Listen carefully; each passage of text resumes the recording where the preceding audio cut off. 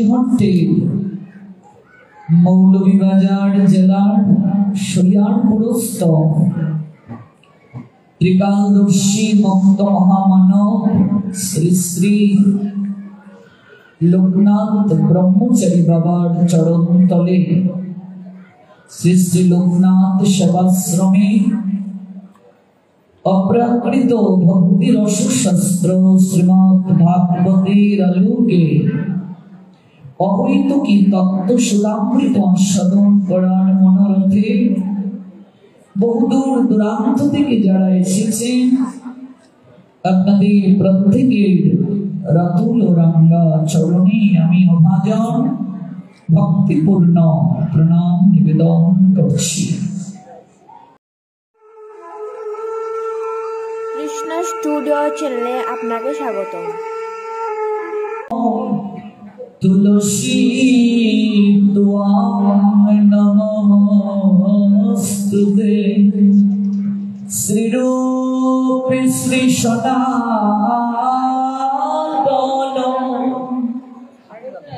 ভট্ট রঘুরা শ্রীজীব গোপাল ভট্ট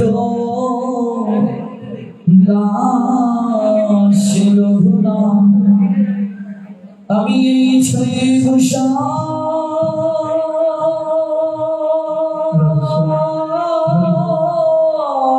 করি চরণ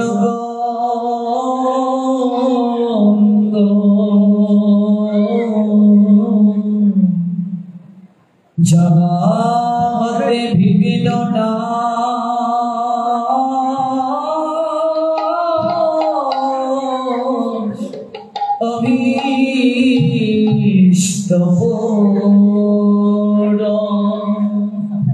আমি এই ছয় গোসা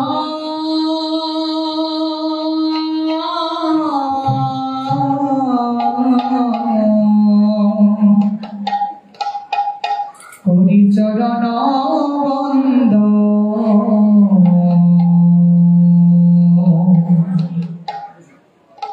যাহা হতে বিঘ্ন না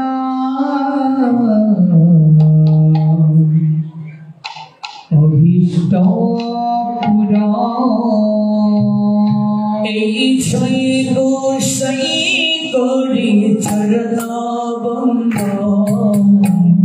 যাহাতে মেরে রে ভাই কৃষ্ণ প্রেম এই ছয় গোসাই করি চরণ বন্ধ যাহা হতে মিলে রে ভাই কৃষ্ণ প্রেম এই ছয় গোসাই নামি করবা দশবর পদ রেণুরা পঞ্চগ্রা এই ছয় গোসাই যাও মুই তার দাস দশবর পদরে মোর পঞ্চগ্রা তাদের চরণ শ্রী ভক্ত সদেবা জন্মে জন্মে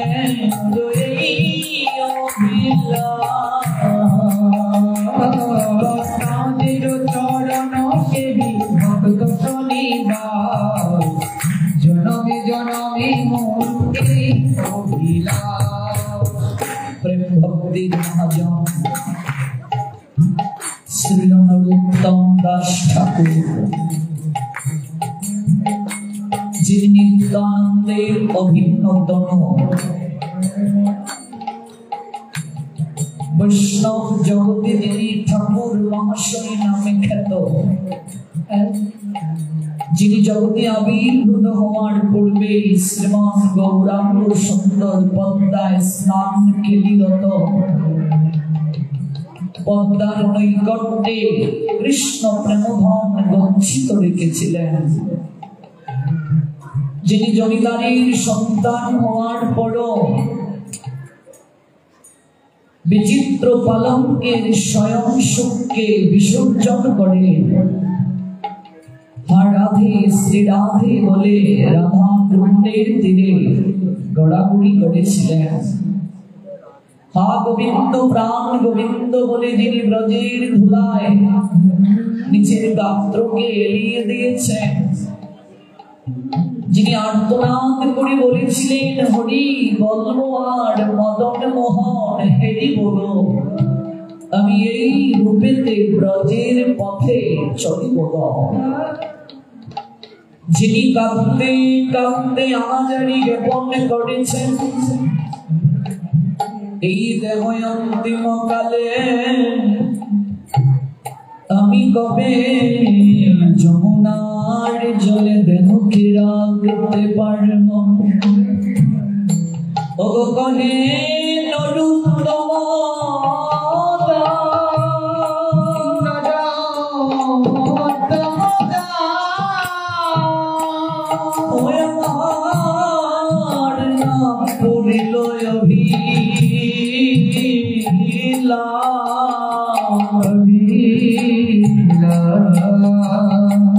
আমি আর কবে ব্রজে বাস করিব।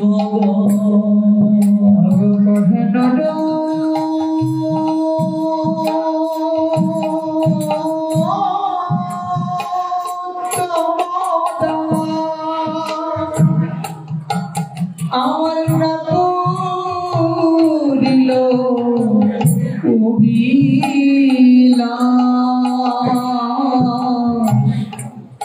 আমি আর কবি ব্রজে করি আমি আর কবে ব্রজে বাস করিব গো। আমি আর কবে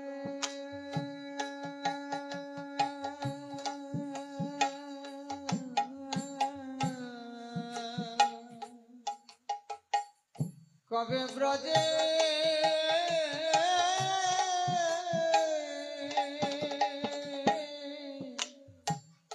ব্রজে বাস করিব গো। প্রেম ভক্তির মহাজন ক্রন্দন করত বলছেন, হৃদয়ের আহাজারি নিবেদন করছেন, আমি আর কবে ব্রজে বাস করিব। শুধু ব্রজেবাসীর আকুতিই নয়,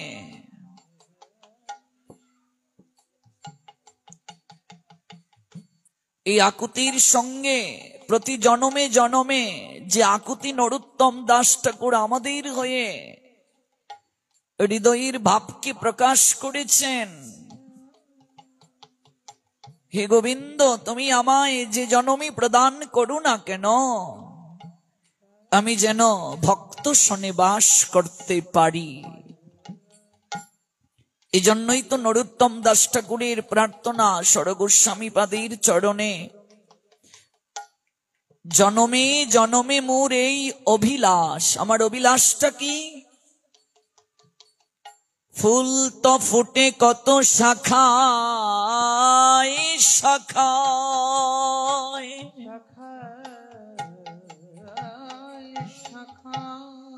সবে পুষ্প কি আর গোবিন্দের চরণে শুভিত হয়। বৃক্ষ রাজিতে কত ফল ধরে, ওগো সবে ফল কি আর গোবিন্দের ভোগে লাগে।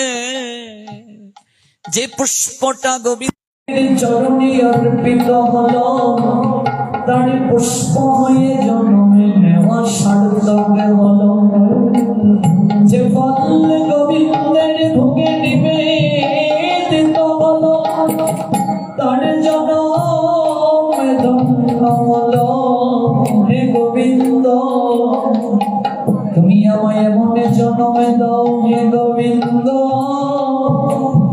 যেন তোমার সেবায় লাগতে পারি। কেবল আমার ভাগ্যে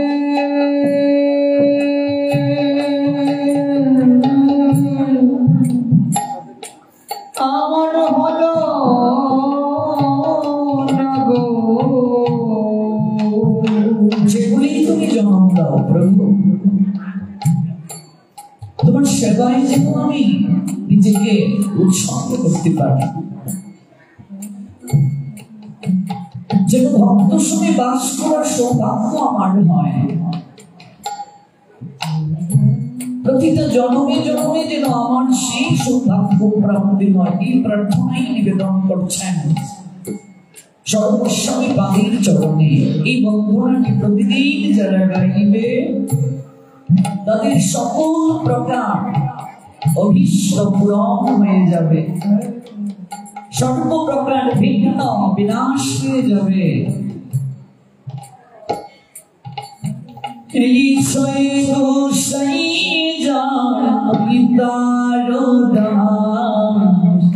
দশবার পদরে নমর পঞ্চগ্র। এই ছয় গোসাই বন্দনা নিয়োগার দশবার পদরে নমর পঞ্চগ্র। তাদের চরণ শিবি ভক্ত সমীর জনমে জনমে রই তাদের চরণ শিবি ভক্ত শনিবার, জনমে জনমে মোর এই অভিলাষ। ওই ছয় গোসাই কবরে কর দয়া, চরণে শরণ নিলাম দাও পদ ছায়া।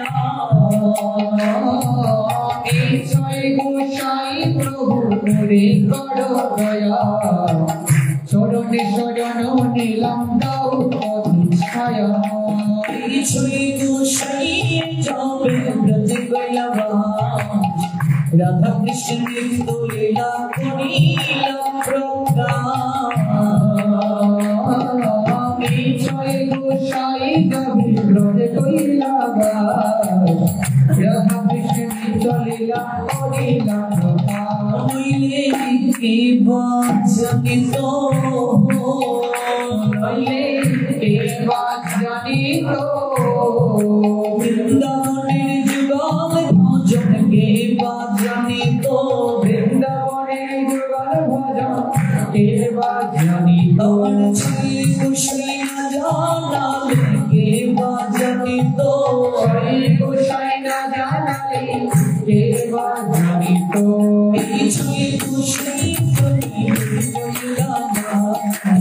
রাধা কৃষ্ণ নিত্য লীলা করিলাম প্রকাশ। এই ছয় গোসাই যাবে ব্রজে কইলাবা, রাধা কৃষ্ণ নিত্য লীলা করিলাম প্রকাশ। আনন্দে বলো হরি ভজন গাও, শ্রী গুরু বৈষ্ণব মনে মজাই। আনন্দে বলো হরি বল বৃন্দাবন, শ্রী গুরু বৈষ্ণব পদে মজাইয়া। শ্রী গুরু বৈষ্ণব বন্দ করিয়া,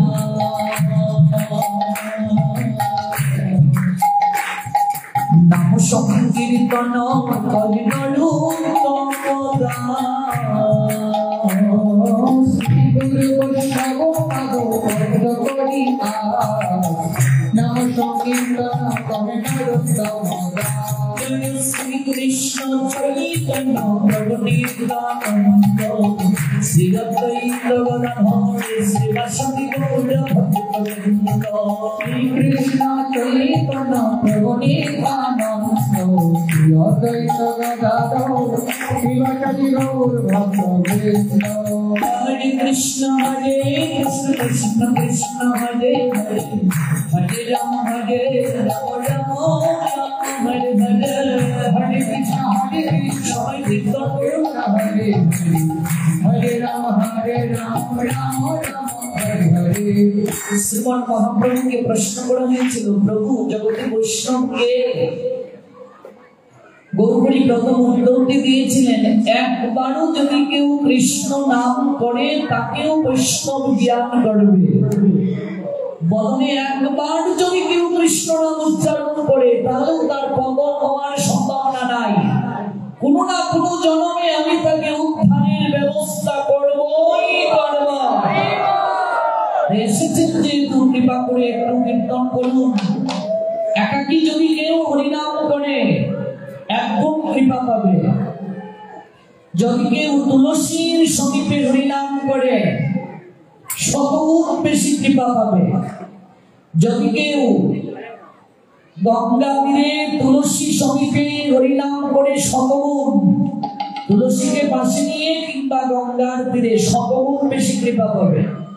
বিষ্ণুর সান্নিধ্যে যদি হরিনাম করে সহস্রগুণ বেশি কৃপা পাবে। আর যদি কেউ সাধু সঙ্গে হাতে তালি দিয়ে হরিনাম করে কোটি কোটি কোটি গুণ বেশি কৃপা প্রাপ্ত হবে। এই সুযোগটি কে মিস করে গো? এমন কোন হতভাগী আছে সাধু সঙ্গে হরিনাম করার সুযোগটা মিস করে? যার বাক শক্তি আছে হরিনাম করে না, এমন হতভাগা জগতে কে আছে? হরে কৃষ্ণ কৃষ্ণ কৃষ্ণ হরে রাম রাম রাম হরে হরে।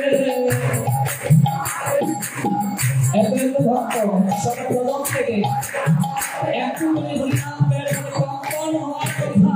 হরে কৃষ্ণ কৃষ্ণ কৃষ্ণ হরে হরে, হরে রাম রাম রাম হরে হরে।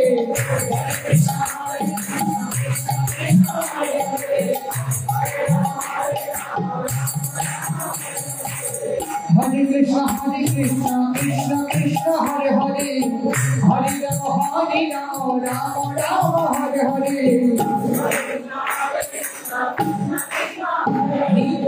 বাইরে ধূপ করছে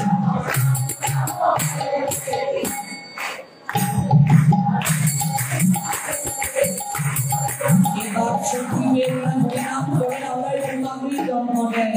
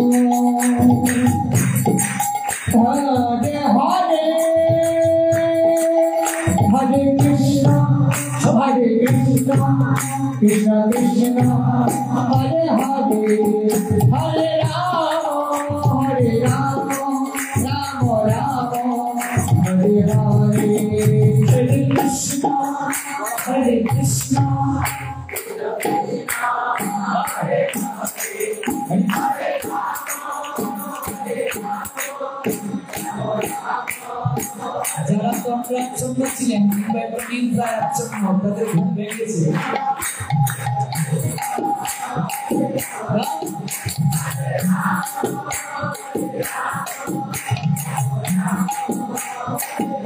মনে হচ্ছে আবার কখনো এলে একা আসতেই হবে, আমার একটু নাম বেশ করে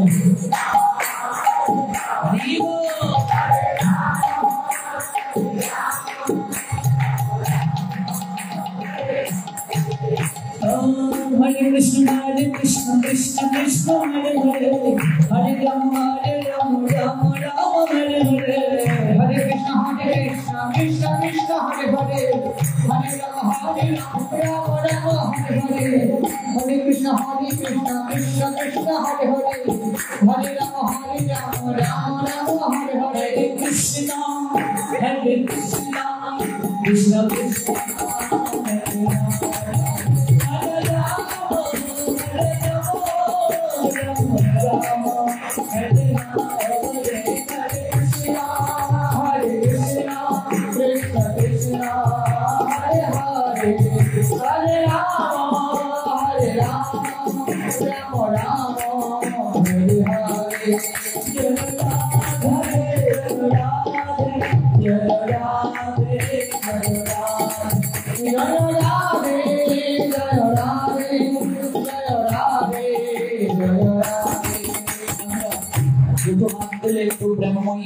সমর্পণ করব যেহেতু আগামীকাল রাস আগামীকাল আমরা রাশির কথা শুনবো রাশির আগে বস্ত্র হরণের লীলার মাধ্যমে সকল গোপীগণ এই দুটো হাত তুলে আত্মসমর্পণ করেছিলেন যাদের দুটো হাত আছে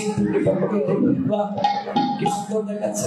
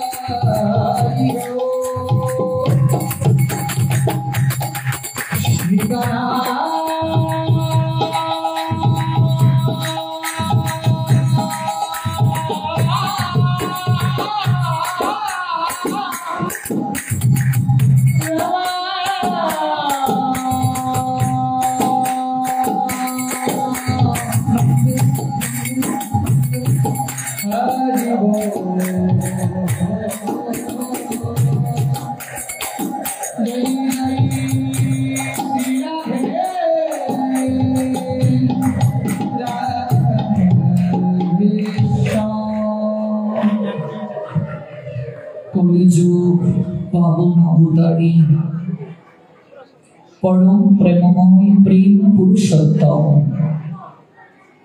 परमेश्वर भगवान श्री कृष्ण चैतन्य महाप्रभु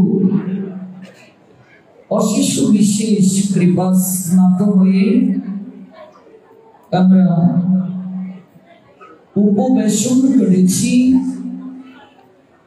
বাংলাদেশের পূর্ণভূমি গুপ্ত বৃন্দাবন শ্রীহট্টের মৌলভীবাজার জেলার শরিয়ারপুরস্থ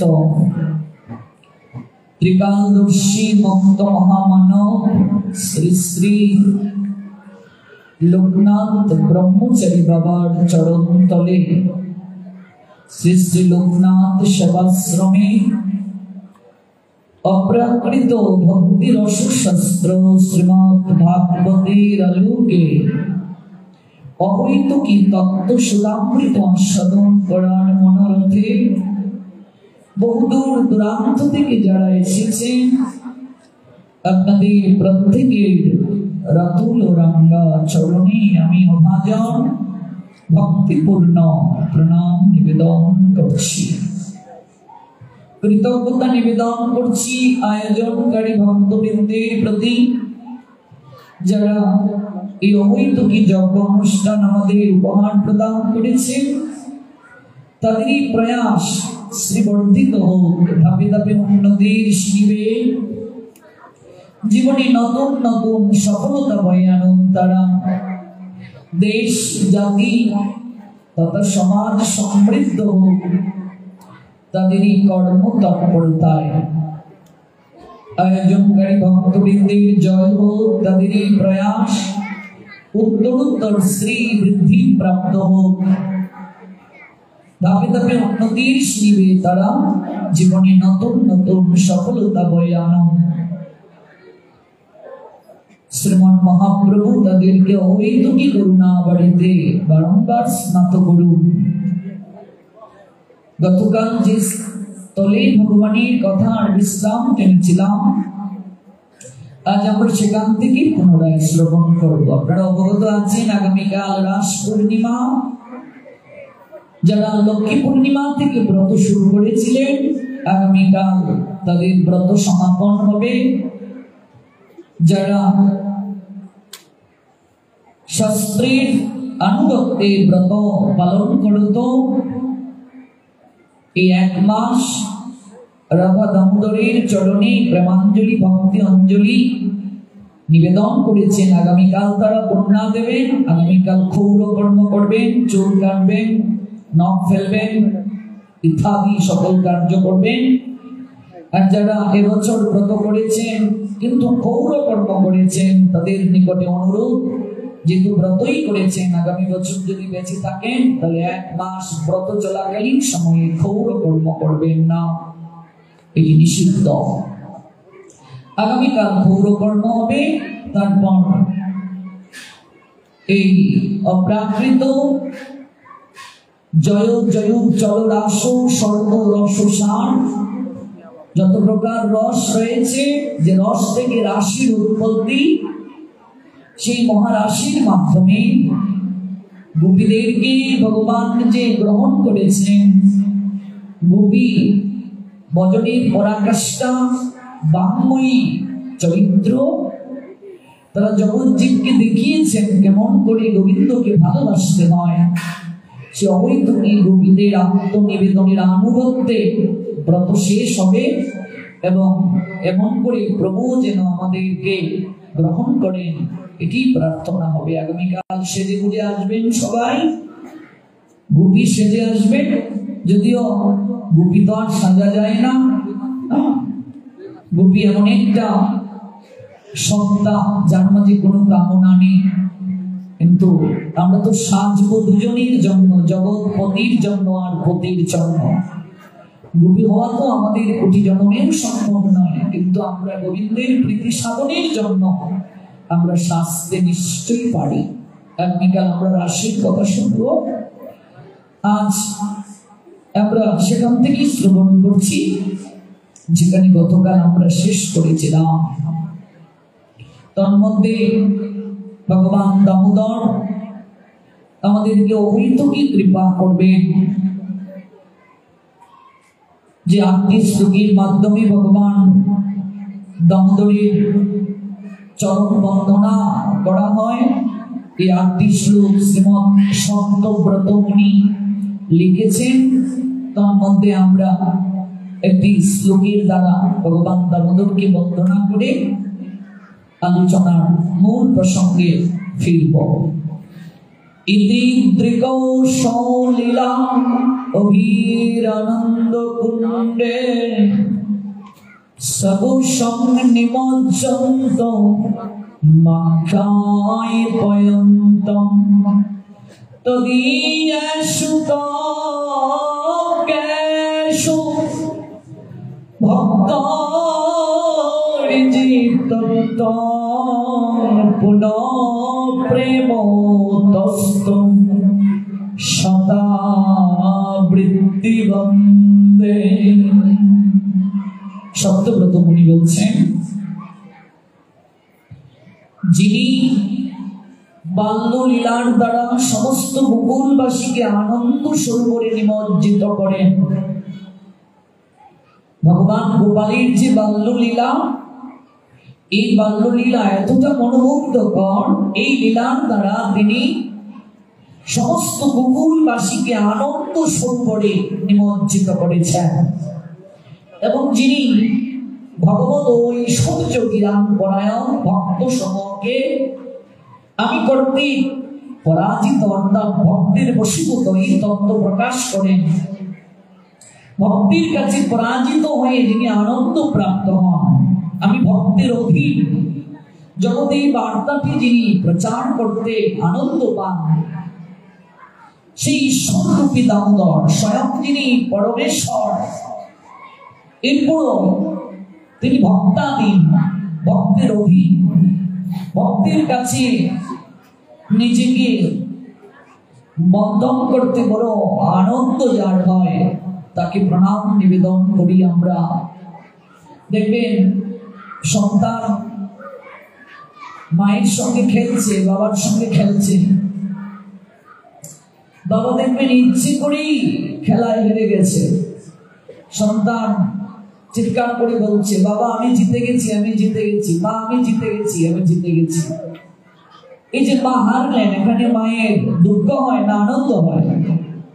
বাচ্চা যে এরকম আনন্দ করে চিৎকার করে বলছে আমি জিতে গেছি, আমি জিতে গেছি, এই বাচ্চার মুখ থেকে এই চিৎকারটা শুনতে মায়ের আনন্দ হয় কি? বাচ্চার এই হাসি উজ্জ্বল বদনটা দেখতে মায়ের আনন্দ হয় কিনা, বাবার আনন্দ হয় কিনা? এখানে লজ্জা আছে কি? নেই। তাহলে ভগবান তার ভক্তের নিকটে পরাজিত হতে খুব আনন্দ পান, এই হার তার খুব আনন্দের।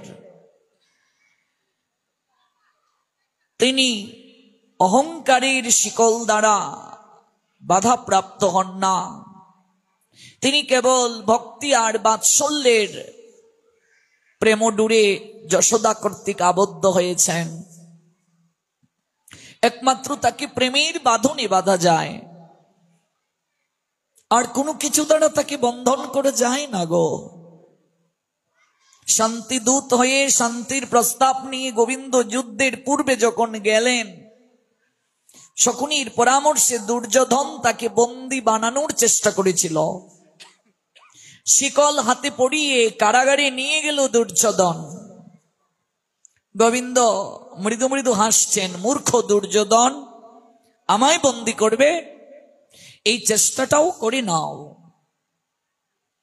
দুর্যোধন হাতে শিকল পরিয়ে গোবিন্দকে কারাগারে প্রবেশ করিয়ে কারাগারের দরজাটা বন্ধ করে বাহিরে এসে যখন তাকালো, দেখছেন গোবিন্দ কারাগারের ভিতরে না, সে নিজেই কারাগারের ভিতরে আছে।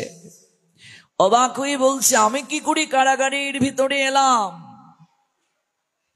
আবার চোখটা বন্ধ করে পুনর্বার যখন তাকালো, দুর্যোধন দেখছে কারাগারের মাঝে কখনো বা দুঃশাসনকে বন্দী অবস্থায় দেখা যাচ্ছে, কখনো বা বিকর্ণ, কখনো বা ধৃতরাষ্ট্র, কখনো বা শকুনি, কখনো বা মহামহিম বিশ্ব। গোবিন্দ বলছেন, মূর্খ দুর্যোধন, তুই আমায় বন্দী করবি? এই সংসারটাই তো কারাগার।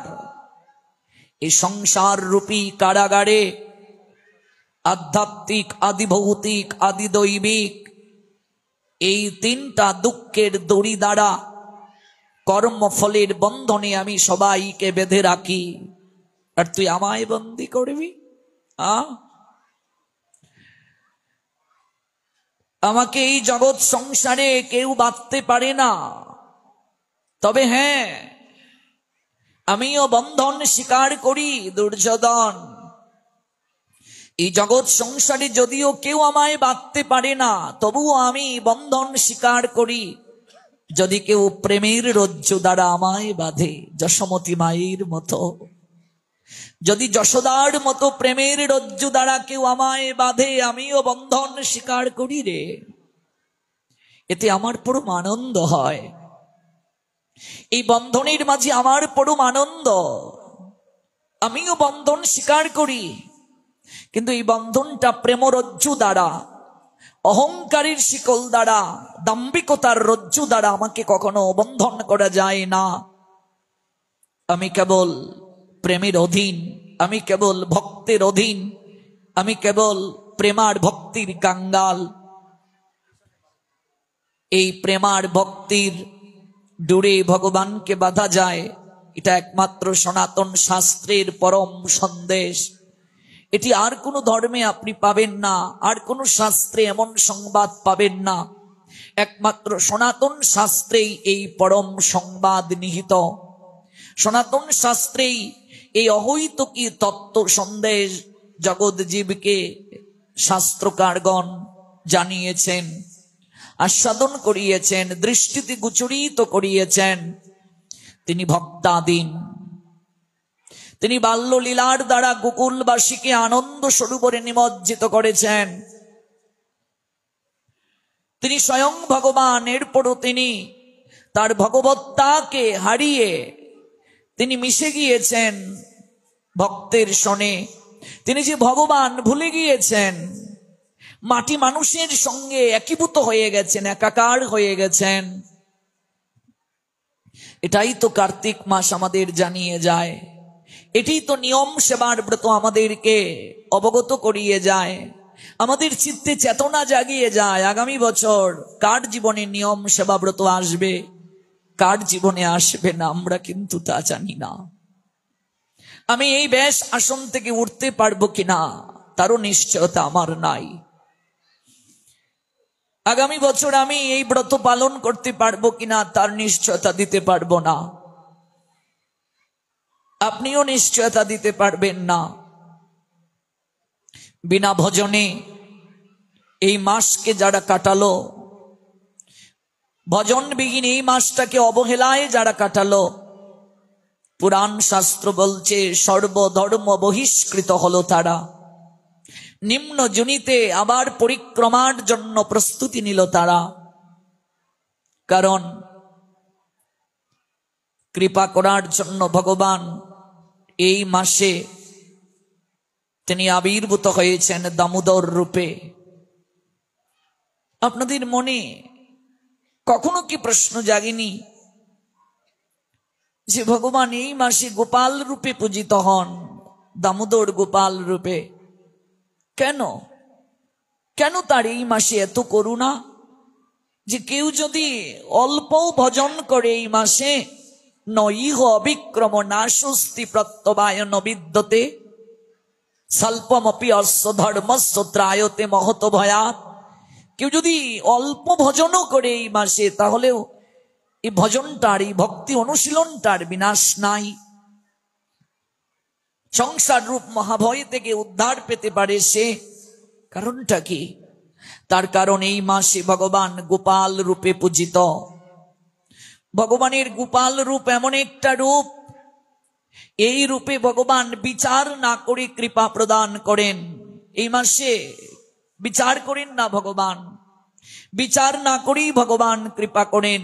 যেমন একটা উদাহরণ দিচ্ছি আপনাকে, একটা বাচ্চাকে যদি হীরার আংটি পরিয়ে দেয়া হয় অঙ্গুলিতে, যে বাচ্চাটার হীরা সম্বন্ধে কোনো জ্ঞান নাই, হীরার আংটি অঙ্গুলিতে পরিয়ে দেয়া হয়েছে, কোন লোক যদি বাচ্চাটিকে একটু আদর করে আর যদি বলে আমায় এটা দাও, বাচ্চাটির হীরা সম্বন্ধে কোনো জ্ঞান নেই, এটি যে মূল্যবান ধাতু, বাচ্চাটি তাকে দিয়ে দেবে, নাও দিয়ে দিচ্ছি। কিন্তু যার হীরা সম্বন্ধে জ্ঞান আছে, যে একটু জ্ঞানী পরিপক্ক, সে কি দেবে? নিশ্চয়ই নয়। তাহলে গোপাল রূপে ভগবান বিচার না করে কৃপা করেন, এটা তো তার বাল্য রূপ, বিচার ছাড়া কৃপা। যেমন আমি মহাপ্রভুকে দেখেছি, গৌর লীলায় তাকে দেখেছি, শাস্ত্র পড়ে শচী জননী সারা গায়ে নিমাইকে স্বর্ণ অলঙ্কার দ্বারা সুসজ্জিত করেছেন, চরণে সোনার নুপুর পরিয়ে দিয়েছেন নিমাইকে, খারু পরিয়ে দিয়েছেন হাতের মাঝে, কোমরে বিছা। এবার এখানেও স্বর্ণ দ্বারা সুসজ্জিত করে দিয়েছেন, কোমরে সারা শরীরে স্বর্ণ দ্বারা সুসজ্জিত করে দিয়েছেন নিমাইকে। দুটা চূড় পাশ দিয়ে যাচ্ছে, নিমাই আঙ্গিনায় খেলা করছেন। চূড় দুটা মনে মনে ভাবছে, যদি ওই জগন্নাথ মিশ্রের নন্দন বিশ্বম্বরকে চুরি করতে পারি, ওকে যদি নিয়ে যেতে পারি, ওর শরীরে যে স্বর্ণ দেখা যাচ্ছে, আমাদের অন্তত কয়েক বছর বসে বসে খাওয়া যাবে, এত স্বর্ণ শরীরের মাঝে। এটাকে যদি নিয়ে যেতে পারি কোনো ক্রমে, কিন্তু কিভাবে নেব? তাই কাছে গিয়ে বলছে, নিমাই এদিকে আয়, আমাদের ঘাড়ে উঠ, চল তোকে একটু ঘুরিয়ে নিয়ে আসি। ভগবান তো অন্তর্যামী, সবই জানেন। দুটা চূড় এসেছে চুরি করার জন্য, স্বর্ণ অলংকার। এক পা দুপা করে নিমাই বিশ্বম্বর এগিয়ে যাচ্ছেন। দুজন চূড়, একজন আহা কি আদর করছে, এরকম হাত বুলিয়ে দিচ্ছে, আহা নিমাই আহা, কুলে উঠ কুলে উঠ। গাড়ি উঠলো একজন, আর একজন বা চরণটা ধরে কি আদর করছে, সারা শরীরে হাত বুলিয়ে দিচ্ছে, আর বলছে আমায় কোথায় নিয়ে যাবে? বলছে এই তো চল নবদ্বীপে তোকে ঘুরিয়ে নিয়ে আসি, গঙ্গার তীরে ঘুরিয়ে নিয়ে যাব। কিছুটা পথ যাচ্ছেন, যাওয়ার পরে বলছেন, জানিস তোকে কেন নিয়ে এসেছি? এই কাঁধে তুলে ওই তোর চরণের মাঝে যে সোনার নুপুর আছে, আর গায়ে যে অলংকার গুলো আছে খুলে দে, নতুবা এই দেখ হাতে কি। বলছে এটা কি? বলছে এটা ধরো এমন একটা দেব তুই শেষ, সব খুলে দে। নিমাই বলছেন, এটা নেয়ার জন্য আমায় এত কষ্ট করে এতটা পথ কাঁধে নিয়ে ঘুরলে, কষ্ট হলো না তোমার? এটা তো আমায় আঙ্গিনাই বলতে পারতে, আমি খুলে দিয়ে দিতাম। আচ্ছা দেখো, এত মূল্যবান জিনিস এমনিতে দেবে না, মিষ্টি মিষ্টি কথা বলছে, ওর বড় পাক না, জোর করে নিয়ে যাও, পাশের জন বলছে। নিমাই বলছেন, এগুলো আমি কখনো অমোহ রাখি না, নিয়ে যাও খুলে, তবে একটা শর্ত আছে। যে শর্তটা কি? বলছে স্বর্ণ অলংকার তো নেবেই বটে, আরেকটু সময় আমায় অন্তত ঘুরে দেখাও, আরেকটু কাঁধে আরেকটু জায়গা আমাকে নিয়ে ঘোরাও। এবার চূড় বলছে ঠিক আছে চল। গাড়ি নিয়ে যখন যাচ্ছেন, যেতে যেতে যেতে যেতে চূড় দুটা দেখে, গঙ্গার তীর দিয়ে তারা হাঁটছিল, কিন্তু হঠাৎ দেখে জগন্নাথ মিশ্রের আঙ্গিনাতেই চলে এসেছে। বলছে কি ব্যাপার, আমরা ঘুরে ফিরে নিমাইয়ের বাড়িতেই চলে এলাম কি করে? আমরা তো সুরধনির তীর দিয়ে হাঁটছিলাম, আমাদের কি হচ্ছে? চোখে অন্ধকার দেখা যাচ্ছে মনে হচ্ছে। গৌরহরি বলছেন, তাকিয়ে দেখো সামনে, এটা কার বাড়ি? এখন যদি আমি বাবাকে ডাক দিই অবস্থাটা কি হবে? এখনো কিন্তু ঘাড়ে উঠা আছি, সহজে নামবো না। ডাক দেব কি? বলছে না, ডাক দিবি না, ধরা পড়ে যাব। বলছে একটা শর্তে ছাড়তে পারি। যে শর্তটা কি? বলছে একবার যদি দুটো বাহু তুলে হরি বলে বলো, দুটো বাহু তুলে যদি হরিবল বলো, ছেড়ে দেব। এই যে আমায় হাইজেক করে নিয়েছিলে, এটা বাবার কাছে বলবো না। অলংকার নিতে চেয়েছিলে, এটাও বলবো না। শুধু হরিবল বলে যাও, তাহলেই ছেড়ে দেব। আচ্ছা বলুন তো, এত পরম দয়াল জগতে আর কে আছে আমার মহাপ্রভুর মতো? আচ্ছা বলুন তো, আপনাকে কেউ যদি হাইজেক করে নিয়ে যায়, আর আপনি তাকে সুযোগ পেয়েছেন ধরার জন্য, আপনি বলবেন একবার হরিবল বল, ছেড়ে দেব? গৌরহরি বলছেন একবার হরিবল বলো, তাহলে ছেড়ে দেব। দুটো বাহু তুলে যখন হরিবল বলল চূড় দুটি, বলছে কে রে তুই? তুই কে? হরিবল বলবো বলেই ছেড়ে দিবি? বলছে বাবাকে বলবি না? বলছে না। দুটো বাহু তুলে যখন হরিবল বলল, সঙ্গে সঙ্গে নয়ন থেকে অশ্রু ঝরতে শুরু করলো চূড় দুটি। প্রেমে আপ্লুত হয়ে গেল চিত্ত, বিকার দেখা দিল শরীরে। ওরে নিমাই, কি আছে এই হরি নামের মাঝে? ওই দুটো বাহু তুলে হরিনাম করার সঙ্গে সঙ্গে আমাদের চিত্ত এত দ্রবীভূত হলো, সারা জীবন কত চর্যবৃত্তি করেছি রে, আজ নিজেকে বড় পাপী মনে হচ্ছে, লোভী মনে হচ্ছে, নিজেকে বড় অপরাধী মনে হচ্ছে। তাকিয়ে আছে নিমাইয়ের দিকে, দেখলেন এত সাধারণ নিমাই নয়, ভগবান তাকে কৃপা করলেন, স্বরূপ দর্শন করালেন, চুর দুটি চরণে গড়িয়ে পড়ল, সেদিন থেকে মহাবৈষ্ণবে রূপান্তরিত হলো। নিমাইয়ের বাল্যলীলায় দেখবেন কলিহত জীবের এটাই সবচেয়ে নিজেকে সংশোধন করার বড় পন্থা, হরিনাম করা। এই জন্য ভাগবত পাঠে গিয়ে মুখ বন্ধ করে থাকবে না, একটু হরিনাম করবে, একটু হাতে তালি করবে, এখানে এসে আনন্দ প্রকাশ করবে, আনন্দে নাচবে গাইবে। কিছু কিছু লোক দেখবে ভাগবত পাঠে এসেও তারা এমন করে বসে, মানে মনে হচ্ছে ওদের উপর ঠাটা পড়বে, মুখে কোনো হাসি নেই। কি হয়েছে? আবার বলছে মনের আনন্দে বলো হরি ভজ বৃন্দাবন, গানও গাইছে, কিন্তু একটু আগে বললো মনের আনন্দে বলো হরি, কিন্তু তার মনে আনন্দ নাই। এখানে এসে আনন্দ করতে হয়, এটা আনন্দের জায়গা। ছটি বৈষ্ণব অপরাধের মাঝে একটি অপরাধ সাধু সঙ্গ, বৈষ্ণব সঙ্গে গিয়ে যার হৃদয়ে আনন্দ আসে না, আনন্দ করে না, যে তার অপরাধ হয়ে যায়, এটাও এক প্রকার অপরাধ। দাঁড়িয়ে আছে একেবারে গাছের নিয়ায়, এরকম নড়বে না, নৃত্য করবে না, এরকম দাঁড়িয়ে আছে। গোবিন্দ বলছেন যা, আগামী জন্মে তোকে গাছ করেই পাঠাবো, যা, এই জায়গাতেই তোর ভালো। রুদ্রে পড়বে, বৃষ্টিতে ভিজবে, এক জায়গায় দাঁড়িয়ে থাকবে। হ্যাঁ, দেখবেন সবাই নৃত্য করছে আর তারা কয়েকজন আবার এরকমও করতে পারছে না। তাহলে এটা হচ্ছে আনন্দের জায়গা। কলিযুগের এটাই সৌভাগ্য। কলিহত জীবের সৌভাগ্য কি, যদি কেউ একবার বদন ভরে হরি বলে। গৌর হরি বললেন একবার অন্তত যদি কেউ কৃষ্ণ নাম করে, একবারই করলো জীবনে, আর করলো না, এরপরও তার পতন হবে না। এই যে কৃষ্ণ নাম করলো বদনে, এই কৃপাতে আমি তাকে পরের জন্মে আবার সুযোগ প্রদান করব। তাকে আমি কৃষ্ণ ধনে ধনির করে জন্ম দেব। একবারও যদি কেউ বদনে কৃষ্ণ নাম করে, গৌর হরি বললেন তাকেও বৈষ্ণব জ্ঞানে প্রণাম করবে। ভাবা যায়, কল্পনা করা যায়? একবারও যদি কেউ বদনে কৃষ্ণ নাম করে, তাহলেও তাকে প্রণাম দেবে, তাহলেও তাকে অবহেলা করবে না, আপনার বলে গ্রহণ করবে, আলিঙ্গন প্রদান করবে। এই জন্য এখানে এসে আমরা যেন মুখ গুমরা করে না থাকি, বিষয়ের চিন্তা না করি, আনন্দ করি যেন। এটা আনন্দের হাট, আনন্দের বাজার এখানে বসেছে গো। জগতের সব জায়গায় দুঃখ, যন্ত্রণা, নিরানন্দ। সাধু সঙ্গই হলো একমাত্র আনন্দ নিকেতন, আনন্দের জায়গা।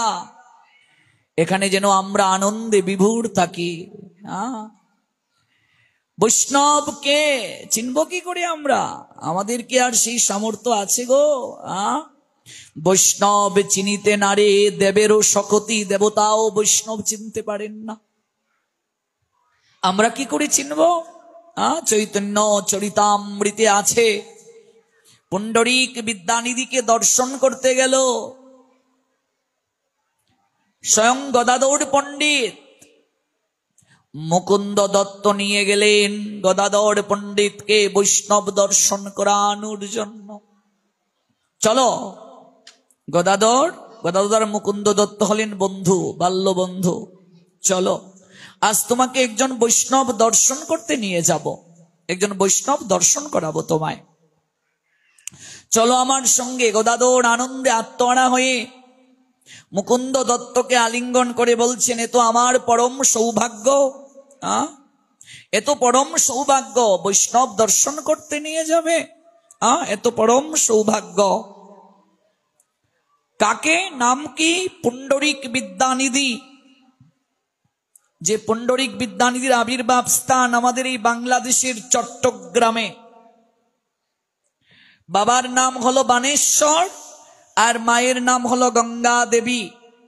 মাঘ মাসের বসন্ত পঞ্চমী এবং শুক্লা পঞ্চমী তিথিতে আবির্ভূত হয়েছিলেন চট্টগ্রামের 6 ক্রুশ উত্তরে হাটহাজারী থানা বর্তমান, সেখান থেকে 1 ক্রুশ পূর্বে মেকলা গ্রাম, বর্তমানে যেটি পুণ্ডরিক ধাম ইস্কন দ্বারা পরিচালিত হয়, এটি হলো পুণ্ডরিক বিদ্যানিধির আবির্ভাব স্থান।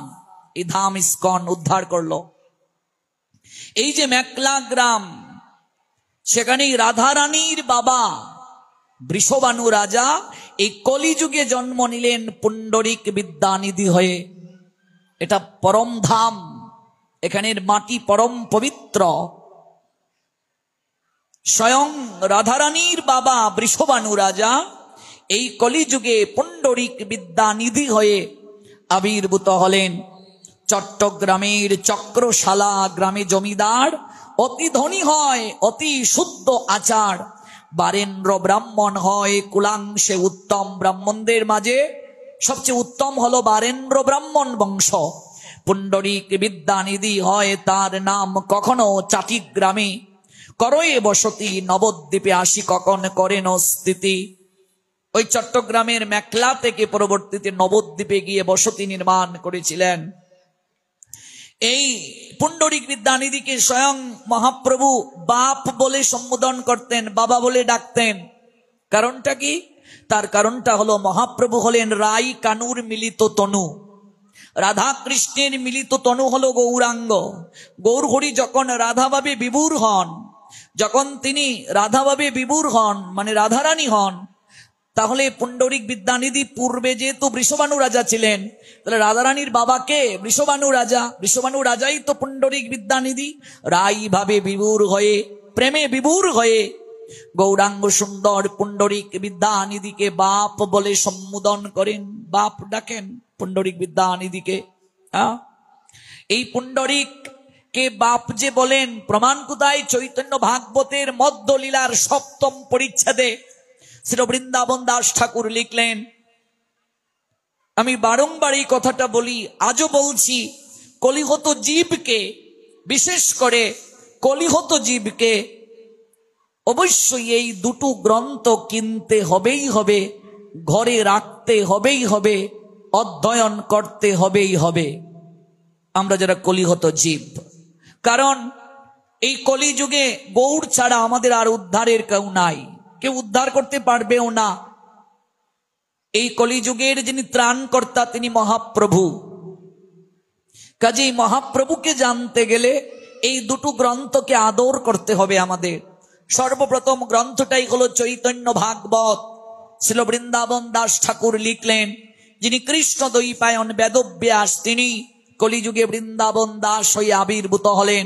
এই বৃন্দাবন দাস ঠাকুরের পূর্বপুরুষদের আবির্ভাব স্থান আমাদের শ্রীহট্টের বিয়ানীবাজার উপজেলার পঞ্চখণ্ডে বৃন্দাবন দাস ঠাকুরের পূর্বপুরুষের আবির্ভাব স্থান। কেমন? শ্রী বৃন্দাবন দাস ঠাকুর লিখলেন শ্রী শ্রী চৈতন্য ভাগবত। এই চৈতন্য ভাগবত হলো আমাদের সর্বপ্রথম ভক্তির বীজ বপন করার গ্রন্থ। এই গ্রন্থ যদি কেউ না পড়ে কলিযুগে, সে গৌর প্রীতি অনুভব করতে পারবে না। এই জন্য সর্বপ্রথম এই গ্রন্থটি আমাদের পড়তে হবে, চৈতন্য ভাগবত। চৈতন্য ভাগবতের পর আপনাকে পড়তে হবে চৈতন্য চরিতামৃত, শ্রী কৃষ্ণদাস কবিরাজ গোস্বামীপাদের লিখিত। এই দুটো গ্রন্থ রাখতে হবে গৃহে, পড়তেও হবে। চৈতন্য ভাগবতের মধ্যলীলার 7ম পরিচ্ছেদ, সেখানে শ্রী বৃন্দাবন দাস ঠাকুর লিখলেন, নৃত্য করি উঠিয়া বসিলা গৌর রায়, পুণ্ডরিক বাপ বলি কান্ধে উভরায়। গৌরহরি রাধাভাবে বিভোর হয়ে নৃত্য করে লুটিয়ে পড়ছেন, আবার উঠে বসলেন, বসে কান্না করছেন, আমার পুণ্ডরিক বাপ কোথায়, পুণ্ডরিক বাপ কোথায়? পুণ্ডরিক আরে মোর বাপরে বন্ধুরে, ও আমার বন্ধু, ও আমার বাপ। বলছেন গৌরহরি, কবে তোমা দেখিব আরে বাপরে, আমি কবে আমার বাপকে দর্শন করব, বন্ধুকে দর্শন করব। এই বলে কাঁদেন গৌরহরি গড়িয়ে গড়িয়ে, আবার উঠেন, কখনো বা দাঁড়ান। মানুষ ভাবছে এক পাগল, পাগল হলে যেমন হয়, একটা কথা আজকে জেনে যান, যেদিন আপনাকে মানুষ পাগল বলবে এই ভক্তি জীবনে আসার পর, সেদিন বুঝবেন গোবিন্দ কিছু হলেও আপনাকে কৃপা করেছেন। এই পথে আসলে আপনাকে পাগল উপাধি পেতেই হবে, পাগল উপাধি আপনাকে পেতেই হবে। এই পথে আসলে আপনাকে পাগল উপাধি পেতেই হবে। কারণ হলো এই পথে, এই কৃষ্ণ ভাবনার পথে যদি কোনো নারী এসে যায়, সেই নারীর তার স্বামীর প্রতি টান কমে যায়, আকর্ষণ কমে যায়। যদি কোনো পুরুষ এসে যায়, তার স্ত্রীর প্রতি আকর্ষণ কমে যায়। সন্তানের প্রতি টান পিতামাতার কমে যায়, পিতামাতার প্রতি সন্তানের টান কমে যায়। জগতে সংসারের সবাই বলে, কি ব্যাপার, ভোরবেলা উঠে কি জানি শব্দ করে, আমাদের ঘুমে বিরক্তি হয়, ঘুম হয় না। এত ভোরবেলা উঠার দরকার কি, এত হরিনাম করার দরকার কি? পাগল হয়ে গেছে। আপনাকে পাগল উপাধি পেতেই হবে। মীরাবাইকে জগৎজীব পাগল বলেছিল, সাধক তুলসী দাসকে পাগল বলেছিল, বিল্লমঙ্গল ঠাকুরকে পাগল বলেছিল, ব্রজগোপীদেরকে পাগল বলেছিল, রাধারানীকে পাগলই বলা হলো। এমন পাগলি জগতে আর কেউকে আমরা দেখি না রাধারানীর মতো। সুদামা বিপ্রকে পাগলেই বলা হয়েছিল। দ্বার রক্ষককে সুদামা বিপ্র যখন করজুড়ে বলেছিলেন, ওরে একটিবার দ্বার খুলে দে, কে তুমি? তোমাদের দ্বারকার যিনি অধীশ্বর কৃষ্ণ, আমি তার বন্ধু। হাসতে হাসতে দাড়ি বলে উঠল, তুমি আমাদের মহারাজের বন্ধু? একটিবার দর্পণে নিজের মুখচ্ছবি দর্শন করেছ, তাকিয়ে দেখেছ? খেতে না পেরে হাড় গোড় বের হয়ে গেছে, শরীরে তো মাংস নেই বললেই চলে, জীর্ণ শীর্ণ চেহারা, বস্ত্রের মাঝে কতগুলো গিট, ভিক্ষাবৃত্তির ছাপ তোমার বদনে। ভিক্ষা করতে এসেছো বললেই পারো, একটু বেশি করে ভিক্ষা দেওয়ার জন্য মিছে মিছে পরিচয় দিচ্ছ কেন? আমাদের কৃষ্ণের বন্ধু, দ্বারকা অধিপতি কৃষ্ণের বন্ধু তুমি? পাগল কোথাকার। সুদামা তখন করজুড়ে বলেছিলেন, তোমাদের দ্বারকার অধিপতি কৃষ্ণ, তোমাদের মহারাজের শুধু রাজাদের সঙ্গেই বুঝি বন্ধুত্ব হয়? কাঙ্গালের সঙ্গে তার বন্ধুত্ব হতে পারে না? যদি কাঙ্গালের সঙ্গে তার বন্ধুত্ব না হয়, তাহলে তাকে কাঙ্গালের হরি কেন বলে? সে যদি দিনের বন্ধু না হয়, তাকে দীনবন্ধু কেন বলা হয়? তাকে দীননাথ কেন বলা হয়? সে যদি করুণার নিধি না হয়, তাকে করুণা সিন্ধু বলা হয় কেন? একটিবার, শুধু একটিবার গিয়ে তুমি বলো, সুদামা এসেছে, শুধু আমার এই নামটা তার কর্ণে গোচরিত করে দাও। এরপর যদি তিনি আমায় না চিনেন, তাহলে তোমার সম্মুখে ওই তোমাদের দ্বারকার অট্টালিকার দেয়ালে আমি মাথাকে ঠেকিয়ে রুধির দ্বারা তোমার চরণকে ধৌত করে দেব। কিন্তু একটিবার কেবল গিয়ে বলে আসো, তার কর্ণে গোচরিত করে দাও, সুদামা এসেছে। দ্বার রক্ষক তাকে ধাক্কা মেরে ফেলে দিয়েছিল, পাগল বলে তাকে নিন্দা করেছিল। সুদামা ভুলুণ্ঠিত হয়ে কেঁদে কেঁদে বলেছিলেন, দাড়ি রে দাড়ি, ঠিক বলেছিস তুই, আমি পাগল, আমি পাগল ঠিক, কিন্তু এই জগতে শুধু আমি নয় রে, জগতের প্রতিটা লোকই পাগল। কেউ ধনের পাগল, কেউ জনের পাগল, কেউ ক্ষমতার পাগল, কেউ রূপের পাগল। আমিও পাগল রে, জানিস আমি ধন জন রূপ ক্ষমতার পাগল নই রে। ওরে আমিও পাগল, তবে আমি কৃষ্ণ প্রেমের পাগল। ওরে আমিও পাগল রে, তবে আমি কৃষ্ণ প্রেমের পাগল। তুই আমায় ভিক্ষা দিবি না বলছিস? তুই আমায় কি ধন ভিক্ষা দিবি বল? যে ধন প্রাপ্তির জন্য রাজা মহারাজরা রাজ সিংহাসন চ্যুত হয়ে নগরে নগরে ভিক্ষা করে খায়, তুই আমায় সে ধন ভিক্ষা দিতে পারবি? ওরে যে ধন প্রাপ্তির জন্য এত গরিব এত কাঙ্গাল হওয়ার পরও প্রাণ খুলে আমার প্রাণের সখা দ্বারকার অধীশ্বর গোবিন্দের নিকটে আমি একটা দিনও অন্য কোনো কিছু ভিক্ষা চাইতে পারিনি রে, তুই কি আমায় সে ধন দিতে পারবি? ওরে যদি দিতে পারিস তুই, আমি আজ গলবস্ত্র পেতে তোর কাছে ভিক্ষা চাইছি, আমায় কৃষ্ণ প্রেমধন ভিক্ষা দে, আমায় কৃষ্ণ প্রেমধন ভিক্ষা দে। আমি পাগল রে, আমি পাগল, তবে আমি কৃষ্ণ প্রেমের পাগল। আপনি যেদিন গভীরভাবে গোবিন্দকে ভালোবাসবেন, আপনি যেদিন গভীরভাবে ভগবানকে ভালোবাসবেন, আপনাকে একদিন না একদিন পাগল উপাধি পেতেই হবে। এই জড় জগতের প্রতি আপনার কোনো আকর্ষণ আর থাকবে না, রক্তজাত সম্বন্ধের প্রতি আপনার কোনো আকর্ষণ আর থাকবে না। আপনার কেবল একটাই বাসনা থাকবে, কি করে গোবিন্দ সুখে সুখী হওয়া যায়, কি করে গোবিন্দ প্রেমে প্রেমিক হওয়া যায়, কি করে গোবিন্দ ভাবনায় ভাবিত হওয়া যায়। এই পাগল সবাই হতে চায়। এই পাগল কেন হতে চায় গো? এই পাগল সবাই হতে চায়। কৃষ্ণ প্রেমে পাগল, কৃষ্ণ প্রেমে মাতুয়ারা।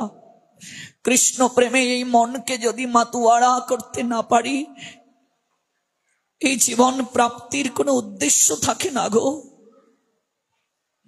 এই জন্যই তো প্রার্থনা, এই জন্যই তো মহাজনের এত টান, এত প্রার্থনা। মহাজন আপন মমত্বে জগৎ জীবকে জানান, জগৎ জীবকে আপন মমত্বে সুনিপুণ তুলির স্পর্শে একটা শিল্পী যেমন প্রতিমা তৈরি করে, মহাজন সেই সুনিপুণ তুলির স্পর্শে শিল্পীর প্রতিমার নিয়ায় পদ রচনা করে জগৎকে জানান। কবে আমি এমন পাগল হতে পারবো? কবে আমি নামের মালা গলে লইয়ে নয়ন জলে ভাসতে পারবো? কবে ভক্তের চরণ দুলি আমি মস্তকে লেপন করতে পারবো? দ্বার রক্ষক একবার ভিতরে প্রবেশ করলেন, গোবিন্দ তখন আদুল গায়ে, উত্তরীয় পর্যন্ত নাই। এই কি অন্দর মহলে তুমি এই রকম প্রবেশ করে ফেললে অনুমতি ছাড়া? ক্ষমা করবেন মহারাজ, আপনাকে সংকেত না দিয়ে অনুমতি না নিয়ে আমি প্রবেশ করতে বাধ্য হয়ে গেছি।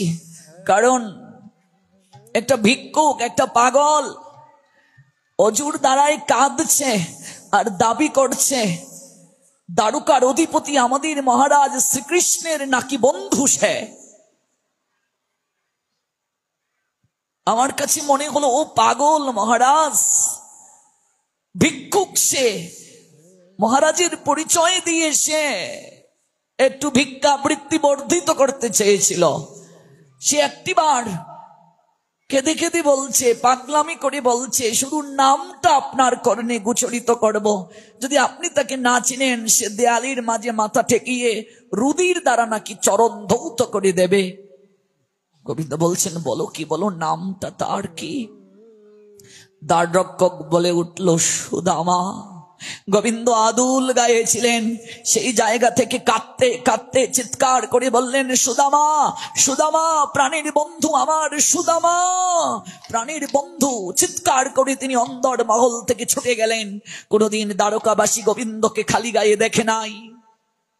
দ্বারকায় তিনি ঐশ্বর্যের লীলা সম্পাদন করেন। মথুরায় তিনি রাখাল রাজা, আদুল গায়ে মাঠে গরু চড়ান। দ্বারকায় কখনো আদুল গায়ে তিনি যান না। এই প্রথম দ্বারকাবাসী এক নবরূপে গোবিন্দকে দর্শন করলো। তারা তাদের দ্বারকানাথ, তাদের মহারাজকে নবরূপে দেখলো, খালি গায়ে। এই রূপ কোনোদিন তারা দেখে নাই। তারা দূর থেকে প্রণাম দিয়ে চরণ ধুলি নিয়ে ধন্য হয়। আজকে তারা এ কোন রূপে দেখলো? গিয়ে দেখছে ভুলুণ্ঠিত সুদামা কাঁদছেন। ওরে দাঁড়ি, তুই কি করলি রে? ওরে সুদামা আমার প্রাণ হয়ে রে, ওরে সুদামা আমার এই জায়গাটায় বসতি স্থাপন করে আছে রে, তুই তাকে ধাক্কা মেরে ফেলে দিলি। সুদর্শন চক্র দ্বারা আমি তোর মস্তককে দ্বিখণ্ডিত করে দেব। ওরে সুদামা আমার প্রাণ হয়ে রে। করজোড়ে সুদামা বলেছিলেন, সখা দাড়িকে তুমি ক্ষমা করে দাও, দাড়ির মতো বন্ধু আমার হয় না। দাড়ি যদি আমায় আঘাত না করত, সে যদি সংবাদটা পৌঁছে না দিত তোমার করণে, তুমি কি রাজ সিংহাসন থেকে ছুটে আসতে? তুমি যে গরিবের বন্ধু হও, কাঙ্গালের ঠাকুর হও, জগৎজীবী কি কখনো জানতো সে দুঃখ অনেক ভালো, যে দুঃখে তোমাকে আপনার করে পাওয়া যায়? তুমি এমন দুঃখ জন্মে জন্মে আমায় দিও, যে দুঃখ যন্ত্রণা কষ্ট পেয়ে আমি যেন কৃষ্ণ কৃষ্ণ কৃষ্ণ বলে নয়নে নিরে ভাসতে পারি। তুমি এমন দুঃখ আমায় জন্মে জন্মে দিও প্রভু।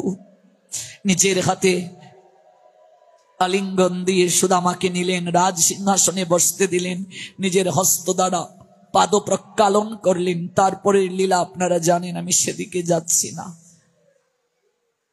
কাজেই আপনি পাগল, যতদিন পর্যন্ত না হবেন কৃষ্ণ নামে কৃষ্ণ প্রেমে, সংসারের বন্ধন থেকে মুক্তি হবে না, হবে না। এই জন্য এমন পাগলামিটা দরকার আছে। গৌর হরি কৃষ্ণ নামে পাগল, রাই বাবে বিভোর হয়ে আজকে তিনি কৃষ্ণ কৃষ্ণ কৃষ্ণ বলে কখনো বা বলছেন পুণ্ডরিক, আরে মোর বন্ধুরে, আরে আমার বাপনি। পুণ্ডরিক বিদ্যানিধির স্থানটা এত উপরে, ভক্তি আর প্রেমে তার পরাকাষ্ঠা অবস্থানটা এত উপরে। স্বয়ং কাঙ্গালের নাথ গৌরাঙ্গ সুন্দর কলিযুগের পাবন অবতার গৌর হরি পুণ্ডরিক নামটা উচ্চারণ করে তার দর্শনের জন্য কাঁদতে কাঁদতে তিনি মাটিতে গড়াগড়ি করেছিলেন। আর গৌর হরি বলেছিলেন, পুণ্ডরিক বিদ্যানিধি এই নামটাও যদি একবার কেউ স্মরণ করে, এই চরিত অমৃত, এই লীলামৃত পুণ্ডরিক বিদ্যানিধির যদি কেউ আস্বাদন করে, মহাপাপীকেও আমি জনমের তরে পাপ স্খলন করিয়ে অন্তিমে প্রেমালিঙ্গন প্রদান করি। নিতাই গো নিতাই গৌর সীতানা প্রেমানন্দে হরি বল। তাই স্বয়ং গদাধর পণ্ডিত, যিনি রাধারানী কলিযুগে গৌর লীলায় পুষ্টি সাধন করার জন্য গদাধর হয়ে জন্ম নিলেন। আপনারা জানেন কিনা, স্বয়ং রাধারানী কলিযুগে জন্ম নিলেন চট্টগ্রামে। রাধারানী হলেন গদাধর পণ্ডিত, ওই গদাধর পণ্ডিতের আবির্ভাব স্থান হলো চট্টগ্রামে, চট্টগ্রামের বাঁশখালী। গদাধর পণ্ডিত, ওই গদাধর পণ্ডিতার মুকুন্দ দত্ত বন্ধুর নিয়ে আয়েছিলেন। মুকুন্দ দত্ত এবং বাসুদেব দত্ত চট্টগ্রামের নিবাসী, এখনো আছে বাসুদেব আর মুকুন্দের ভজন কুটির চট্টগ্রামে। আমার দর্শনের সৌভাগ্য হয়েছে। ওই গদাধরকে মুকুন্দ বললেন, তোমাকে বৈষ্ণব দর্শন করতে নিয়ে যাব। এ তো পরম আনন্দের কথা। বৈষ্ণব দর্শনে পরম আনন্দ লাভ হয়। দর্শনে পবিত্র করো, এই তোমার গুণ, এ তো পরম আনন্দের সংবাদ। গদাধরের আনন্দে আর ধরে না। মুকুন্দকে সঙ্গে নিয়ে গদাধর বৈষ্ণব দর্শনের নিমিত্তে যাত্রা করলেন। পুণ্ডরিক বিদ্যানিধির নিকটে তিনি যখন গিয়ে দাঁড়ালেন, দেখলেন পুণ্ডরিক বিদ্যানিধি একটা রাজকীয় পালঙ্কে শয়ন করে আছেন। গায়ে দামি একটা শাল জড়ানো, কয়েকজন তার চরণ সেবা করছেন এবং তিনি তাম্বুল সেবন করছেন। আহা, এত রাজকীয় বেশ ভূষণ। দূর থেকে গদাধর পণ্ডিত মনে মনে ভাবছেন, আহা, কার দর্শনে এলাম গো। দেখুন স্বয়ং রাধারানী গদাধর, তিনি তো অন্তর্যামী, সবই জানেন, কিন্তু কেন এই লীলাটা করছেন? জগৎ জীবকে একটা শিক্ষা দেওয়ার জন্য। বৈষ্ণব চিনিতে নারে দেবেরও শকতি, বৈষ্ণবকে দেবতাও চিনতে পারে না। বাহিরের বেশভূষণ দ্বারা বৈষ্ণব নির্ণয় করা যায় না গো। বাহিরের বসন দ্বারা যদি সাধু নির্ণয় করা যেত, তাহলে জানকীর কখনো হরণ হতো না, সীতার হরণ হতো না। বাহিরের বসন দ্বারা সাধু নির্ণয় করবে না, সঙ্গ না করলে সাধু চিনা যায় না। কর্ণ দ্বারা সাধু চিনতে হয়, সাধুর সঙ্গে বাস করতে হবে, তার সাহচর্যে গিয়ে সেবা করতে হবে। সংসারী মানুষের একটাই কর্তব্য, সাধু সেবা করা। মাঝে মাঝে সাধুর নিকটে গিয়ে বাস করতে হবে, সেবা করতে হবে, অধরামৃত গ্রহণ করতে হবে, সামর্থ্য অনুযায়ী সেবা করতে হবে। যারা সাধু সঙ্গে এসে বসে বসে খায় ঘুমায়, তারা সাধু সঙ্গ করে কৃপা পাবে দূরের কথা, আরো অপরাধীর বোঝা স্কন্ধে চাপিয়ে নিয়ে যায়। কারণ আমার গুরুদেব বলতেন, বসে বসে যারা প্রসাদ গ্রহণ করে তারা মহাপ্রসাদের কাছেও ঋণী হয়ে যায়। এটা শাস্ত্রেরই কথা, ঋণী হয়ে যায়। এই ঋণ শোধ করার জন্য পরবর্তী জন্মে তারা গরু হয়ে জন্ম নেবে, শাস্ত্রে স্পষ্ট লেখা আছে। যারা সাধু সঙ্গে গিয়ে মন্দিরে গিয়ে বসে বসে খায়, সেবা করে না, ওরা পরবর্তী জন্মে গরু কুলে জন্ম নেবে, নতুবা ছাগল কুলে জন্ম নেবে, লেখা আছে পুরাণে স্পষ্ট। যদি সেবা না করে অপরাধ হয়ে যাবে তাদের। আমি যদি কারো সেবা গ্রহণ করি, তাহলে আমার পুণ্য নষ্ট হয়ে যাবে, আমার যতটুকু পুণ্য আছে ওই পুণ্য নষ্ট হয়ে যাবে। এই জন্য সাধু সহজে কারো সেবা গ্রহণ করে না। যার আছে সে গ্রহণ করতে পারে, যার নেই সে যদি গ্রহণ করে তো সে ভিখারি হয়ে যাবে। তার সঞ্চয় আছে কতটুকু, আরেকজনের সেবা যদি সে গ্রহণ করে তাহলে তো আরো মাইনাস হচ্ছে, তার ভিক্ষুক হয়ে যাবে। ভিক্ষুক মানে কি? ভজন হারিয়ে ভিক্ষুক। এজন্য একটা চমৎকার কথা বলেছিলেন মা শারদা দেবী, রামকৃষ্ণ মিশনের যদি কেউ দীক্ষিত এখানে থাকো, মা শারদার একটা চমৎকার বাণী আছে, যার আছে সে মাপ, যার নেই সে জপ। যার আছে সে মেপে মেপে দাও, বিতরণ করো। ভজন আছে, বিতরণ করো। যার নেই জপ, মানে ভজন করো, সঞ্চয় করো। সহজে কারো সেবা গ্রহণ করিও না। আমি প্রসাদ পেয়ে আমার থালাটা রেখে উঠে গেলাম, উচ্ছিষ্ট না নিয়ে উঠে গেলাম। একজনকে বললাম আমায় জল দাও, প্রসাদ দাও, কিন্তু আমি নিজে করছি না, ঘুমিয়ে ঘুমিয়ে খাচ্ছি, চ্যাট করছি, মোবাইল টিপছি, ফোনে সময় কাটাচ্ছি, ভাগবত পাঠে বসেও চ্যাট করছি। যথার্থ সাধু অন্তর্যামী হন, কে কি করে যদি তা বুঝতে না পারেন, তাহলে তিনি ভজন কেন করেন? পূর্বজন্মের স্বীকৃতি তার কেন? আমি যদি ভজন না করি, কেবল সেবা গ্রহণ করি, আবার ভজন নষ্ট হয়ে যাবে। পরবর্তী জন্মে গরু, গাধা আর ছাগল, এই তিন কুলে তারা জন্ম নেবে। জন্ম নিয়ে তারা কাজ করে সুদ করবে। তারা কার সুদ করবে? যাদের কাছ থেকে সেবা গ্রহণ করছে তাদের বাড়ির হয়তো ছাগল হয়ে জন্ম নেবে, গরু হয়ে জন্ম নেবে, নতুবা গাধা হয়ে জন্ম নেবে। ওই গাধা হয়ে, গরু হয়ে, ছাগল হয়ে জন্ম নিয়ে সুদ করবে, ঋণ সুদ করবে। ভগবান যেমন কারো কাছে কখনো ঋণী থাকেন না। কৃষ্ণের প্রতিজ্ঞায় কাছে পূর্ব হইতে যে জয়িছে কৃষ্ণ তারে ভজে তৈছে।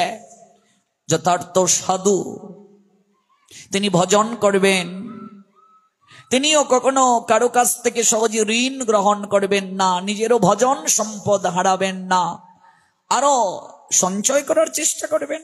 10 লক্ষ টাকা আপনার আছে, আপনি আর কোনো কাজ করেন না, বসে বসে খান, কদিন খাবেন? একদিন তো আপনার অর্থ অপচয় হয়ে যাবে। যতটুকু ভজন আছে, আমি সাধু সঙ্গে কেন এলাম? আরো ভজন সম্পদ আমি সঞ্চয় করে নিয়ে যাব। আমি এসেছি কয়েকদিন, আমি ভজন করব, সেবা করব। যারা সব সময় থাকে তারা তো করছে, আমি এসেছি, আমি সেবা করব, আমি করব। গুরু মহারাজ বলেন ভজনের প্রতিযোগিতা আমাদের মাঝে হওয়া উচিত। চন্দ্রাবলী রাধারানী ভজনের প্রতিযোগিতা করতেন, কে কত বেশি গোবিন্দকে ভালোবাসতে পারে। প্রতিযোগিতা আমাদের হবে ভজনের প্রতিযোগিতা, কে কত বেশি ভজন করবে, কে কত বেশি সেবা করবে। তাহলেই আনন্দ, তাহলেই তার সঞ্চয় হবে, তাহলেই তার বিপদ কেটে যাবে। এই জন্য বৈষ্ণব চিনিতে নারে দেবেরও শকতি। দেবতাগণ বৈষ্ণব চিনতে পারেন না, সাধু চিনতে পারেন না। গদাধর সবই জানেন, এরপরও তিনি লীলা করছেন জগৎকে জানানোর জন্য। মনে মনে গদাধর বলছেন মুকুন্দ কার কাছে নিয়ে এলো, কোন বৈষ্ণবের কাছে নিয়ে এলো? এত ঘোর বিষয়ী। তাম্বুল সেবন করছেন, রাজকীয় পালঙ্কে শয়ন, কয়েকজন পদসেবা করছে, আর এত দামি দামি কাপড় তার গায়ে জড়ানো। মুকুন্দ দত্ত গদাধরের মনের ভাব অনুভব করতে পারলেন। তাকিয়ে দেখলেন তার মাঝে আনন্দের রেখা ফুটে উঠে নাই। কেউ যদি আনন্দ পায় তার মুখমণ্ডলে একটা সংকেত দেখা দিবে কিনা, আভাস প্রকাশিত হবে কিনা? মুখের মাঝে আনন্দের রেখা ফুটে উঠে নাই, মুখমণ্ডলের মাঝে কোনো আনন্দ নাই, চঞ্চুতে হাসির রেখা ফুটে উঠে নাই। মুকুন্দ মনে মনে ভাবছেন, আহা আমি কি ভুল করলাম, আমি বৈষ্ণব দর্শন করিয়ে কৃপা লাভ করানোর জন্য গদাধরকে এনে আরো তাকে অপরাধী করে ফেললাম, অপরাধ হয়ে গেছে তার। তাই সঙ্গে সঙ্গে মুকুন্দ একটা ভাগবতের শ্লোক উচ্চারণ করলেন, যে শ্লোকটার সঙ্গে আমি যে দামোদর অষ্টাকমের একটা শ্লোক উচ্চারণ করেছিলাম, ইতিদৃক সলীলা অবিরানন্দ কুণ্ডে সগৌষং নিমজ্জন্ত মাক্ষাপয়ন্তম তদিয়েষু তজ্ঞেষু ভক্তর্জিতত্তং পুনঃপ্রেমতস্তং শতাবৃত্তি বন্দে। এই যে বাল্য লীলার কথা, বাল্য লীলা করে আনন্দ দান করলেন সবাইকে, ওই বাল্য লীলার সঙ্গে সম্পর্কিত একটা শ্লোক। এই শ্লোকটা উচ্চারণ করলেন। যে কার্তিক মাসে এই লীলা শ্রবণ করতে হয় আচার্যগণের সিদ্ধান্ত। এই শ্লোকটি হলো ভাগবতের ৩য় স্কন্ধ, ২য় পরিচ্ছেদ, শ্লোক সংখ্যা ২৩, আর ভাগবতের ১০ম স্কন্ধের ৬ষ্ঠ অধ্যায়, শ্লোক সংখ্যা ৩৫। ১৮,০০০ শ্লোক আছে ভাগবতে। অহু বকিয়াং স্তন কালকুটং জিগাং শয়াপায় পদপ্রসাদ্ভি লেভে গতিং ধাক্র চিন্তাং ততুহন্নং কংবা দয়ালুং শরণং ব্রজেম পুতনালুক ভালগ্নি রাক্ষসী রুধিরাসনা জিগাং শয়াপি হরয়ে স্তনং দত্তাপ সদ্গতিম। দুটো শ্লোক উচ্চারণ করলেন মুকুন্দ। অহু বকি, দেখুন শ্লোকটার অর্থ কি। অহু বকি ইয়াং স্তন কাল কুঠং জিগাং সয়া পায়দ পৌষদ্বি লেভে গতিং ধাক্র চিতাং ততুহন্নং কংবা দয়ালুং শরণং ব্রজেম। শ্লোকটা উচ্চারণ করলেন মুকুন্দ পুণ্ডরীক বিদ্যানিধিকে শ্রবণ করানোর জন্য, যার বাংলা হলো আহা কি আশ্চর্য। অহু বকিং ইয়াং, আহা কি আশ্চর্য। বকাসুরের ভগিনী দুষ্টা পুতনা প্রাণ বিনাশের ছলে স্তনের মাঝে কালকুট বিষ মিশিয়ে কৃষ্ণকে হত্যা করার জন্য সে বৃন্দাবনে প্রবেশ করল কংসের আদেশে। আর যখন কৃষ্ণের মুখের মাঝে এই কালকুট বিষ মিশ্রিত স্তন প্রবেশ করালো, গোবিন্দ কৃষ্ণ যখন এই স্তন আস্বাদন করলেন দুগ্ধ গ্রহণের জন্য, তখন সেই পুতনা চিৎকার করে করে বলেছিল, গোপাল ছেড়ে দাও, ছেড়ে দাও আমায়, আমি আর পারছি না। গোবিন্দ তখন বলেছিলেন, না পুতনা, আমি তো তোমায় ছাড়তে পারি না। কেউ যদি একবার আমার সঙ্গে যুক্ত হয়ে যায় আমি তাকে আর যেতে দেই না। যদি যুক্ত কেউ আমার সঙ্গে হয়ে যায়, আপনি হরিনামের সঙ্গে যুক্ত হয়ে গেছেন? যদি বলেন আজ থেকে আমি আর হরিনাম করব না, আপনি হরিনামকে ছাড়তে চাইলেও হরিনাম কোনোদিন আপনাকে আর ছাড়বে না। আপনি ভক্তি জীবনে প্রবেশ করে ফেলেছেন, এবার ভক্তি জীবন থেকে বিস্মৃতও যদি হয়ে যান, গোবিন্দ প্রতিজ্ঞা করে বলছেন যেখানে সে শেষ করেছে বিনাশ নাই, আমি পরের জন্মে আবার ওই জায়গা থেকে তাকে শুরু করিয়ে দেব। মানে সব জায়গা থেকে আপনার বিদায় নেওয়ার সুযোগ আছে, কিন্তু ভক্তি জীবন থেকে কেউ কোনোদিন আর বিদায় নেওয়ার সুযোগ পাবেন নাই। আপনি ভক্তি জীবনে প্রবেশ করে গেছেন, ইচ্ছে করলে আপনি আর বেশ্যাল হয়ে যেতে পারছেন না, আপনি ইচ্ছে করলে একটা খারাপ কার্য করতে পারছেন না, ইচ্ছে করলে আপনি লোক সমাজে বিড়ি ধরাতে পারছেন না। আপনার খারাপ অভ্যাসগুলো আস্তে আস্তে দূর হয়ে যাবে। এটার এত শক্তি, এটার এত মর্যাদা, সর্বশ্রেষ্ঠ সম্মান, সর্বশ্রেষ্ঠ প্রাপ্তি এই পথ। তাহলে পুতনার মতো মহারাক্ষসী যে কৃষ্ণের হত্যাকারিণী, সে গেল কৃষ্ণকে হত্যা করার জন্য, অথচ সেই কৃষ্ণ কত করুণাময়, সেই পুতনাকে তার প্রতিশোধ না নিয়ে মায়ের স্থান দিয়ে দিল। শ্লোকটার অর্থ বুঝুন, যে পুতনা গেল কৃষ্ণকে হত্যা করার জন্য, কৃষ্ণ তাকে হত্যা না করে, এই বিষয়ে জানতে পেরে তাকে প্রাণবধ না করে, এখানে আমরা যদিও দেখি তার দেহটা বধ হয়েছে, কিন্তু মূলত তো তার বধ হয়নি, সে তো মাতৃগতি প্রাপ্ত হয়েছে। বলছেন হত্যাকারিণীকেও দান করে দিলেন মাতৃপদ, মায়ের স্থানটা দিয়ে দিলেন। কত করুণাময়। পুতনা লোকবালাগ্নি রাক্ষসী রুদির আসনা, যে রক্ত খাইত, কচি কচি বাচ্চাদের মাংস খেত, যে সর্বদা হিংসায় থাকত, তার স্তনে কালকুট বিষ মিশানো ছিল। কৃষ্ণকে মারতে গেল, কৃষ্ণ তাকে মায়ের স্থান দিয়ে দিলেন, ধাত্রীগতি প্রদান করে দিলেন। আহা, যে পুতনা গোবিন্দের হত্যাকারিণী হয়েও মায়ের স্থান পেল মাত্র কয়েক মিনিট মায়ের অভিনয় করার কারণে, গোপালকে কুলে নেওয়ার কারণে, মুখের মাঝে স্তনদুগ্ধ তুলে দেওয়ার কারণে। আর সেই গোপালকে যদি আমরা একটু মন থেকে ভালোবাসি, সত্যিই যদি আমরা তার সঙ্গে একটু সম্পর্ক স্থাপন করি, আমরা যদি একটু তাকে আদর করি, একটু তাকে বাৎসল্য আস্বাদন করাই, না জানি আমাদের জন্য গোবিন্দ কোন স্থানটা রেখেছেন। যখনই মুকুন্দ এই কথাটা বলছেন, সঙ্গে সঙ্গে পুণ্ডরিক বিদ্যানিধির শরীরে অষ্টসাত্ত্বিক বিকার দেখা দিল। মুকুন্দ দত্তের মুখে কৃষ্ণ মহিমাত্মক শ্লোক শোনা মাত্র পুণ্ডরিক বিদ্যানিধি হা কৃষ্ণ বলে মূর্ছিত হয়ে গেলেন, ভূমিতে পতিত হয়ে গেলেন, গড়াগড়ি করতে লাগলেন, পদাঘাতে আল বুলা বিলাস দ্রব্যাদি ছিন্ন ভিন্ন করে ফেললেন। পুণ্ডরিক বিদ্যানিধির অঙ্গে অলৌকিক অষ্টসাত্ত্বিক বিকার দর্শন করার সঙ্গে সঙ্গে গদাধর বিস্মিত হলো এবং নিজেকে প্রশ্ন করছে, আহা, ভাগবতের একটা শ্লোক উচ্চারণ করলেন আমার বন্ধু মুকুন্দ, একটা শ্লোক শোনার সঙ্গে সঙ্গে যার নয়ন থেকে এমন করে অশ্রু ঝরতে পারে, ভাগবতের একটা শ্লোক শোনা মাত্র যার শরীরে অষ্টসাত্ত্বিক বিকার দেখা দিতে পারে। আমি সারা জীবন ভাগবতের কথা আস্বাদন করি, শ্রবণ করি, কই আমার তো এমন হয় না, আমার তো নয়নে প্রেমাশ্রু ঝরে না, আমার তো অষ্টসাত্ত্বিকের লক্ষণগুলো শরীরে প্রকাশিত হয় না, বিকার আসে না।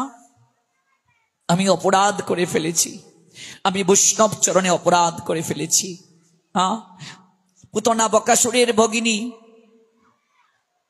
ওই পুতনার প্রাণটা যখন যায়, পুতনা আমাদের একটা সংবাদ দিয়ে গিয়েছিল, হে সংসারী মনুষ্যগণ, তোমরা তো স্রষ্টার শ্রেষ্ঠ জীব, একটিবার তাকিয়ে দেখো, আমি রাক্ষসী, আমি রুধির গ্রহণ করি, আমি বাচ্চাদের কচি মাংস গ্রহণ করি, একটিবার তাকিয়ে দেখো, আমি তোমাদের কৃষ্ণের আত্মীয় নই, বন্ধু নই, মাও নই, আমি মাতৃজাতির কলঙ্ক। আমার নাম উচ্চারণ করা মাত্র, শ্রবণ মাত্র নারী জাতি আমাকে কলঙ্ক দেয়। ওরে, তুই তো নারী জাতির কলঙ্ক রে পুতনা।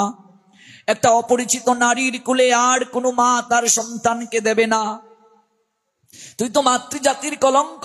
তুই কুলে নিয়ে স্তনের মাঝে কালকুট বিষ মাখিয়ে তাকে খাওয়ালে, যে স্তনদুগ্ধ সন্তানের সবচেয়ে নিরাপদ আহার উপাদেয়, আর তুই সেই স্তনের মাঝে কালকুট বিষ মিশিয়ে গোপালের বদন মাঝে তুলে দিলে, মুখের মাঝে তুলে দিলে। ওরে, তুই তো মাতৃজাতির কলঙ্ক। আমি মা নই, মায়ের কেবল অভিনয় করেছি, মাতৃশ্বাস সেজেছি আমি মা নই, মা সেজে এসেছি কেবল। কে পাঠিয়েছে? কংস পাঠিয়েছে। মুখ জ্যোতি শুভে যেন পূর্ণিমার শশী, এমন ভাবে পুতনা সেজেছিল। মৃগা নেত্রা ক্ষীণ কোটি তায়ে দীর্ঘ কেশী, হৃদয়ে শুবিছে তার যে যুগল কুছ, কঠিন পর্বত সম সেই দুটি উচ। ভুজ দেখি লজ্জা পায় বিবরে ফণিনী, সুললিত উরু চলে গজেন্দ্রগামিনী। গজমতি নাসিকাতে ঘন ঘন দুলে, সিঁদুর চন্দন টিপ শুবিছে কপালে। নীল শাড়ি পরিধান অতি মনোহর, কর্ণ ফুল শুভে কর্ণ, আহা কি সুন্দর। নীল শাড়ি পরেছে, মনে হচ্ছে বৈকুণ্ঠ থেকে লক্ষ্মী নেমে এসেছে। আর কি? আর চন্দন টিপ কপালে শোভিত হচ্ছে, কর্ণে ফুল এত সুন্দর করে দুলছে, কি মনোহর। চরণে বাজিছে কিবা মোহন নূপুর, বাহুমূলে শুভা পায় যুগল কেউর। করে শুভে শঙ্খ আর মোহন কঙ্কন, হাতের মাঝে কঙ্কন গুলো একটা আরেকটার সঙ্গে বাজছে। কটিতে কিঙ্কিনি ধ্বনি বাজে ঘন ঘন। এখানে একটা বিছা পড়েছে, আবার এটা একটা আরেকটার সঙ্গে শব্দ হচ্ছে, এমন করে শব্দ হচ্ছে। বলছে করে শুভে শঙ্খ আর মোহন কঙ্কন, কটিতে কিঞ্চিনি ধ্বনি ভাজে ঘন ঘন। এই রূপে বেশ দড়ি রাক্ষসী তখন, বিষেতে মাথায় দুষ্টা নিজ দুই স্তন। মল্লিকার মালা গাতি কবরীতে দিল, কবরী মানে খুফা, চুলের খুফার মাঝে মল্লিকার মালা গেঁথে দিল। বিপুল নিতম্বে দুষ্টা মোহিনী সাজিল, বিপুল নিতম্বে দুষ্টা মোহিনী সাজিল। শতদল হাতে করি রাজপথে যায়, ভুবন মোহিনী হেনি সর্বলোকে চায়। কোথা হতে এলে তুমি অগসুন্দরী? সবাই জিজ্ঞেস করছে কোথা থেকে তুমি এলে। বিস্মিত হইয়া সবে চাহে ফিরি ফিরি, বারবার তার দিকে তাকাচ্ছে। মনে ভাবে স্বর্গ হতে আসিল কমলা, মনে কমলা নেমে এসেছে গো। বুঝিবা করিছে ধরা রূপে ঝলমলা, কমলা দেবী নেমে এসেছে আর রূপের আলোতে ঝলমল করাচ্ছে, ধরণীকে ঝলমলা করছে রূপের আলোতে। প্রবেশ করলো সন্ধ্যাবেলা। যশোদাকে বলছে, আহা কি সুন্দর ছেলে, আশীর্বাদ করতে এলাম। যশোদা ভাবলেন যেন লক্ষ্মী স্বয়ং নেমে এসেছেন আশীর্বাদ করার জন্য আমার ছেলেকে। আপনার সামনে আপনার সন্তানকে যদি কেউ আদর করে, আপনি তাকে ভালোবাসবেন কিনা? আপনার সন্তানের যদি কেউ প্রশংসা করে, আপনি তাকে ভালোবাসবেন কিনা? না সন্দেহ করবেন? নিশ্চয়ই নয়। যখন গোপালের প্রশংসা শুরু করেছে, মা আনন্দিত হয়ে গেছে। সন্তানেরা প্রশংসায় মা আনন্দ পান, সন্তানের জয়ে মা জয়ী হন, সন্তানের পরাজয়ে মা পরাজিত হন। মা আনন্দিত হয়ে গোপালকে কুলে দিয়ে দিলেন, নাও তুমি আশীর্বাদ করো আমার ছেলেটাকে। তিনি কাজে ব্যস্ত হয়ে পড়লেন। গোপাল চোখটা বন্ধ করে আছেন, চোখ খুলছেন না। কেন? তার কারণ হলো ভগবান একমাত্র এই দুটো নয়ন দ্বারা ভক্তের দিকে অনিমেষ দৃষ্টিতে তাকিয়ে থাকেন, আর কারো দিকে কখনো তিনি দৃষ্টি নিবদ্ধ করেন না। এই জন্য পুতনার দিকে তাকাচ্ছেন না। ভক্ত যেমন ভগবানের দিকে তাকিয়ে আনন্দ পায়, ভগবানও ভক্তের। সেদিন আমি আস্বাদন করেছিলাম, প্রেমময়ী কাঁদতে কাঁদতে বিধাতাকে বলেছিলেন যে যে তোমায় ভালোবাসে না তাকেও তুমি দুটা নয়ন দিলে, আর আমাকেও দুটা নয়ন দিলে, কোটি নয়ন কেন দিলে না? আবার তুমি নিমেষ দিলে, পলক মারবার পড়ে যায়, তোমায় দর্শন করতে পারি না। এই জন্য সেই গোবিন্দ তিনি যখন প্রেমে বিভোর হয়ে গেলেন, ব্রজলীলা শুনতে শুনতে রোহিণী মায়ের কাছ থেকে প্রেমে বিগলিত হয়ে যখন জগন্নাথ রূপ ধারণ করলেন, দেখবেন সেই জগন্নাথের চোখের মাঝে কোনো নিমেষ নাই, পলক নাই। দেখেছেন তো? কোনো পলক আছে জগন্নাথের চোখে? কারণটা কি? তার কারণটা কি? প্রেমময়ী রাধারানী ওইখানে বলেছিলেন, কুটি আঁকি নাহি দিলে সবে দিলে দুই, তাহাতে নিমেষ দিলে কি দেখিব মই।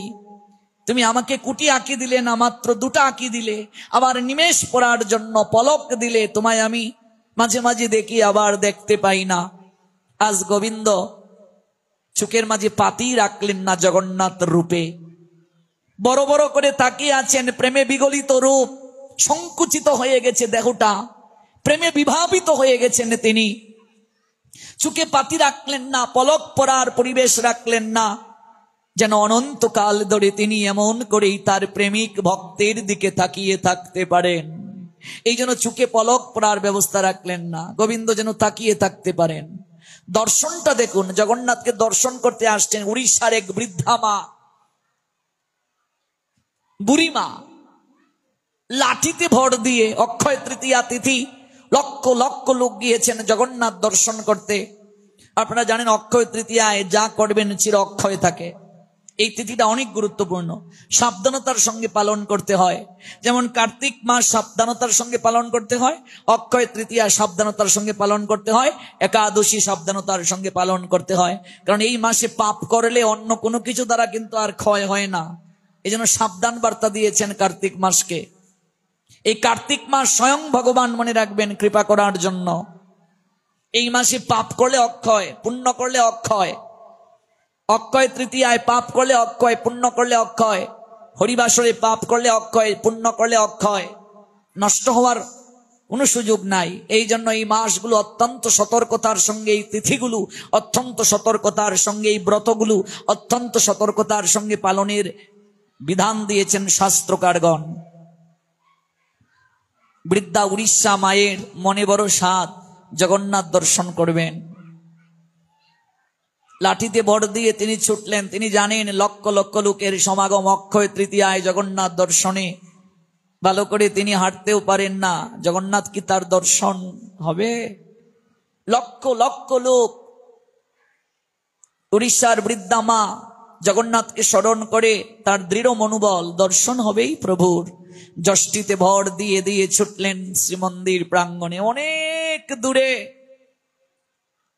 জগন্নাথ দর্শন হবে না, এত লোক। নয়ন থেকে টপ টপ করে জল ঝরছে, প্রভু আজকের এই তিথিতে তোমার দর্শন বুঝি হবে না? দাঁড়িয়েই থাকলেন। যদি পদপৃষ্ঠে মরেও যাই, জগন্নাথ বলে প্রাণ তেজিব। কারণ আমি জেনেছি মৃত্যুকালে যদি কেউ প্রভুর নাম স্মরণ করে দেহ রাখে, তাকে আর কখনো এই মৃত্যুর কোপ সংসারে ফিরে আসতে হয় না। আমি আমার প্রভু জগতের নাথ জগন্নাথকে দর্শন না করে যাব না। দাঁড়িয়ে রইলেন।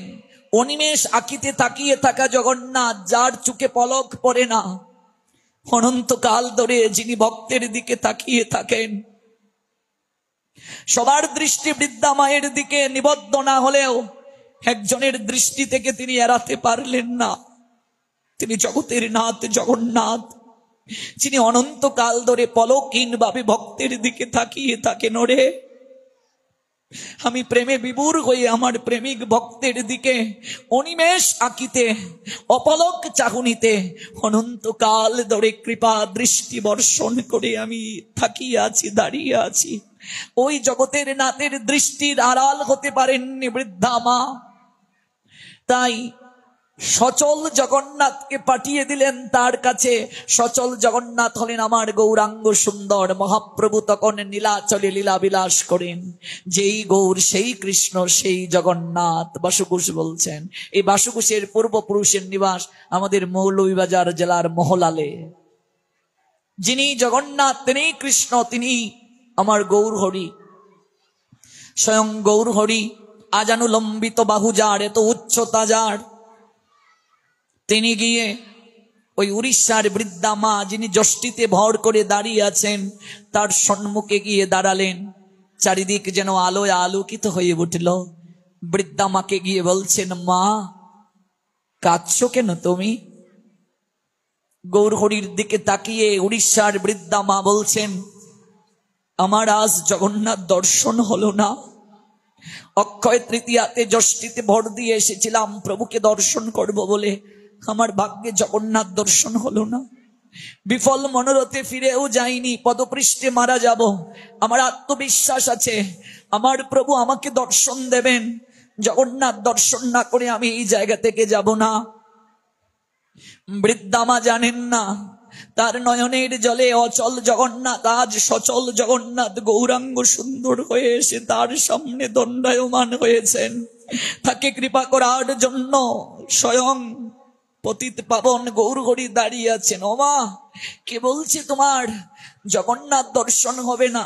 মাগো, তোমার মতো প্রেমিক ভক্তের জন্য জগন্নাথের চোখের পলক নাই। তোমার জন্য প্রেমিক ভক্তের জন্য জগন্নাথের চোখ বন্ধ হয় না। অনিমেষ আকিতে জগতের নাথ জগন্নাথ অনন্তকাল ধরে তোমার মতো ভক্তের দিকে তাকিয়ে থাকেন, তোমার জন্য তাকিয়ে থাকেন, তোমার মতো ভক্তের জন্য তাকিয়ে থাকেন। নয়নের জল মুছে ফেলো মা।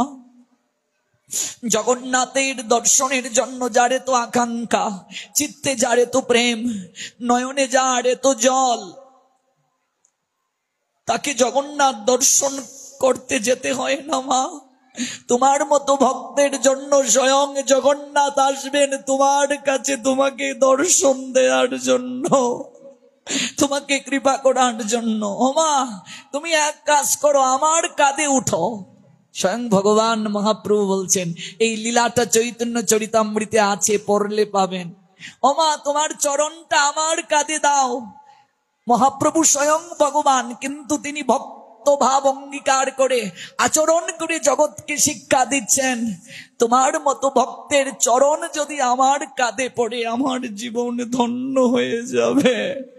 ভগবান বলছেন, তোমার চরণটা তুমি আমার কাঁধে দাও মা। আমার কাঁধে দিয়ে, আমার কাঁধে উঠে তুমি জগতের নাথ তোমার প্রভু জগন্নাথকে দর্শন করো।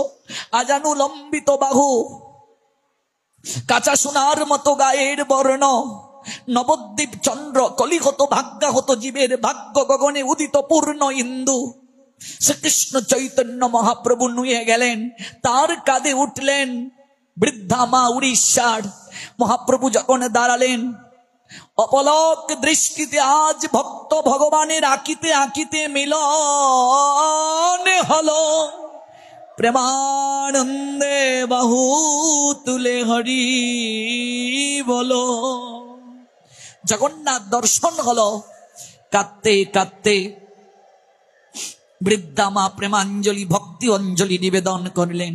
মহাপ্রভুর পার্ষদগণ দেখছেন, জগন্নাথের কাঁধে পা দিয়ে জগন্নাথ দর্শন করছেন ভক্ত। মাগো, তুমি কার কাঁধে চরণ রেখেছো তুমি জানো? ও মা, তুমি কার কাঁধে চরণ রেখেছ?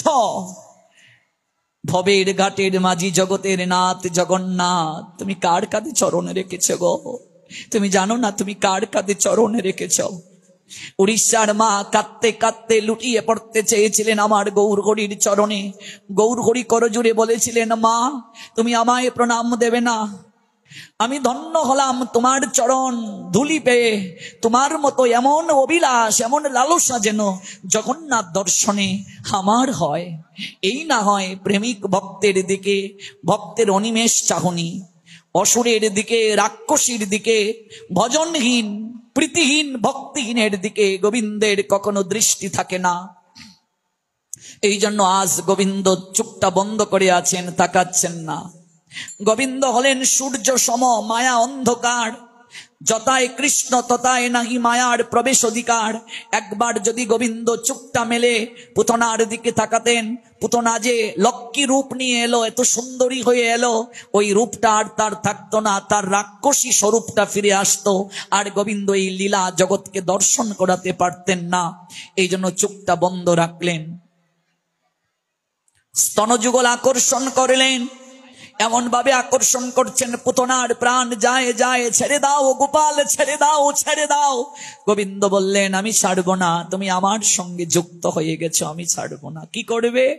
যশোদা দেবকী আমার মা যে স্থানটা পাওয়ার কথা, সেই স্থানটা আমি তোমায় দিয়ে দেব।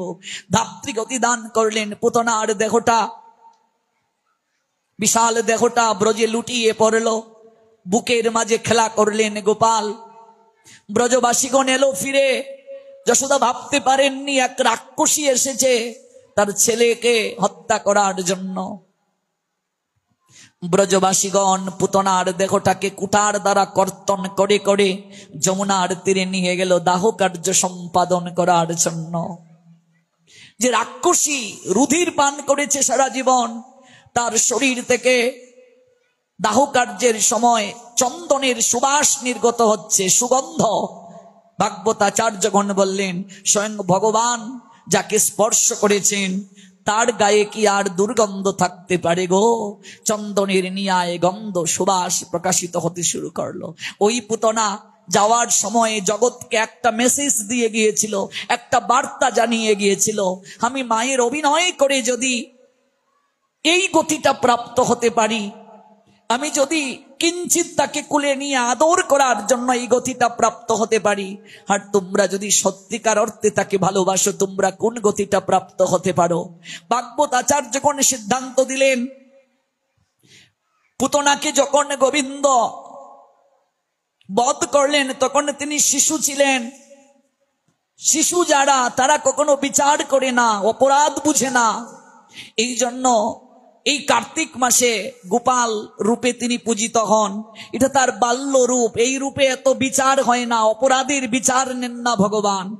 মহাপাপী মহা অপরাধীও যদি অল্প ভজন করে এই কার্তিক মাসে, যেহেতু তিনি দামোদর গোপাল রূপে পূজিত, তিনি বিচার না করে মহাপাপীকেও তার পাপ স্খলন করে অহৈতুকী কৃপা প্রদান করেন, ভক্তি প্রদান করেন, প্রেমাঞ্জলি প্রদান করেন। শ্লোকটা শ্রবণ মাত্র পুণ্ডরিক বিদ্যানিধি কাঁদতে কাঁদতে অষ্টসাত্ত্বিক বিকারগ্রস্ত হয়ে তিনি লুটিয়ে পড়লেন কাঁদতে কাঁদতে। গদাধর বুঝতে পারলেন এ আমার অপরাধ হয়ে গেছে, বৈষ্ণব চরণে অপরাধ। গদাধর কাঁদতে কাঁদতে বললেন, আমি এতদিন যাবৎ ভাগবত শ্রবণ করার পরও আমার তো এই চিন্তন হয় না, নয়নে প্রেমাশ্রু আসে না, ভক্তি অনুরাগ জাগ্রত হয় না। একটা শ্লোক শ্রবণ মাত্র যার এমন হয়, তিনি তো সাধারণ বৈষ্ণব নয়। আমি অপরাধ করে ফেলেছি। কাঁদতে কাঁদতে প্রেমালিঙ্গন দিলেন মুকুন্দকে, বন্ধু আমার, আমি বৈষ্ণব চরণে অপরাধী, তুমি আমায় অপরাধ স্খলনের ব্যবস্থা করে দাও। গৌর হরির কাছে গেলেন, গৌর হরি ফিরিয়ে দিলেন, যার চরণে অপরাধ করেছো তিনি যদি তোমায় ক্ষমা করে দেন তাহলেই তুমি ক্ষমা পেতে পারো।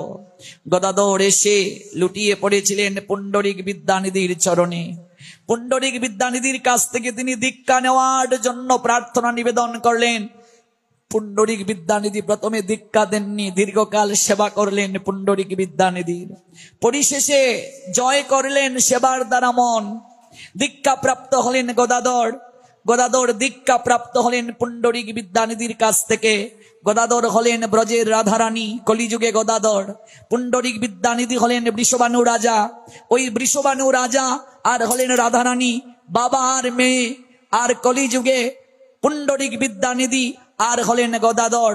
গুরুদেব আর শিষ্য, গুরুদেব বাবা হন, শিষ্য সন্তান হন। লীলা মিলল কিনা? তত্ত্বগত দিক থেকে মিলে গেল। বৈষ্ণব দেবতাও চিনতে পারে না, দেবেরও শক্তি নাই বৈষ্ণব চিনিবার জন্য। এই জন্য পুণ্ডরিক তাকে প্রেমনিধি বলা হয়। গৌরহরি তাকে প্রেমনিধি বলে আহ্বান করেছিলেন। পুণ্ডরিক বাপ বলি কান্দে নিঃস্বর, বাপ দেখিলাম আজি নয়ন গোচর। যেদিন গৌরহরি পুণ্ডরিককে দর্শন করলেন, নিদ্রা হইতে আজি উঠিলাম শুভক্ষণে, দেখিলাম প্রেমনিধি সাক্ষাৎ নয়নে।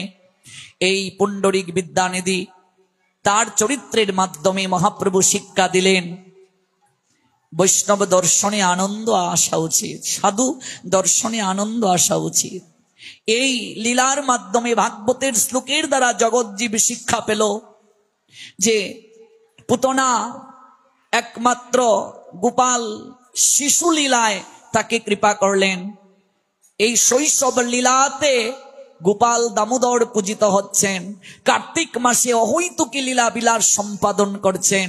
এই মাস এজন্যই শ্রেষ্ঠত্ব প্রাপ্ত হলো। এই জন্য আগামীকাল তো যারা পূর্ণিমা থেকে শুরু করলেন তারা ব্রত শেষ করবেন, কিন্তু বাকি যে 12-13 দিন থাকবে কার্তিক মাসের, এটা রইল কার্তিক ব্রত। বাকি কয়েকটা দিনেও আমিষ খাওয়া যাবে না, বাকি কটা দিনও সংযম জীবন যাপন করতে হবে, আরতি আদি করতে হবে। অগ্রহায়ণের 1 তারিখে গিয়ে কার্তিক ব্রত সমাপন হবে। আর কালকে হবে নিয়ম সেবা ব্রত সমাপন। কালকেই চুল ফেলা হবে, ক্ষৌর কর্ম করা হবে, নখ ফেলা হবে এবং ব্রত সমাপন হবে। ভগবান রাধা দামোদর আমাদের অহৈতুকী কৃপা প্রদান করুন। লোকনাথ ব্রহ্মচারী সেবা আশ্রমের সকল সেবক বৃন্দ ভগবান শ্রী গোপালের এই মাসে অহৈতুকী কৃপা লাভ করুন। নিতাই গো, নিতাই গো, সীতানা প্রেমানন্দে। ভিডিওটি আপনার ভালো লাগলে লাইক, কমেন্ট এবং সাবস্ক্রাইব করুন।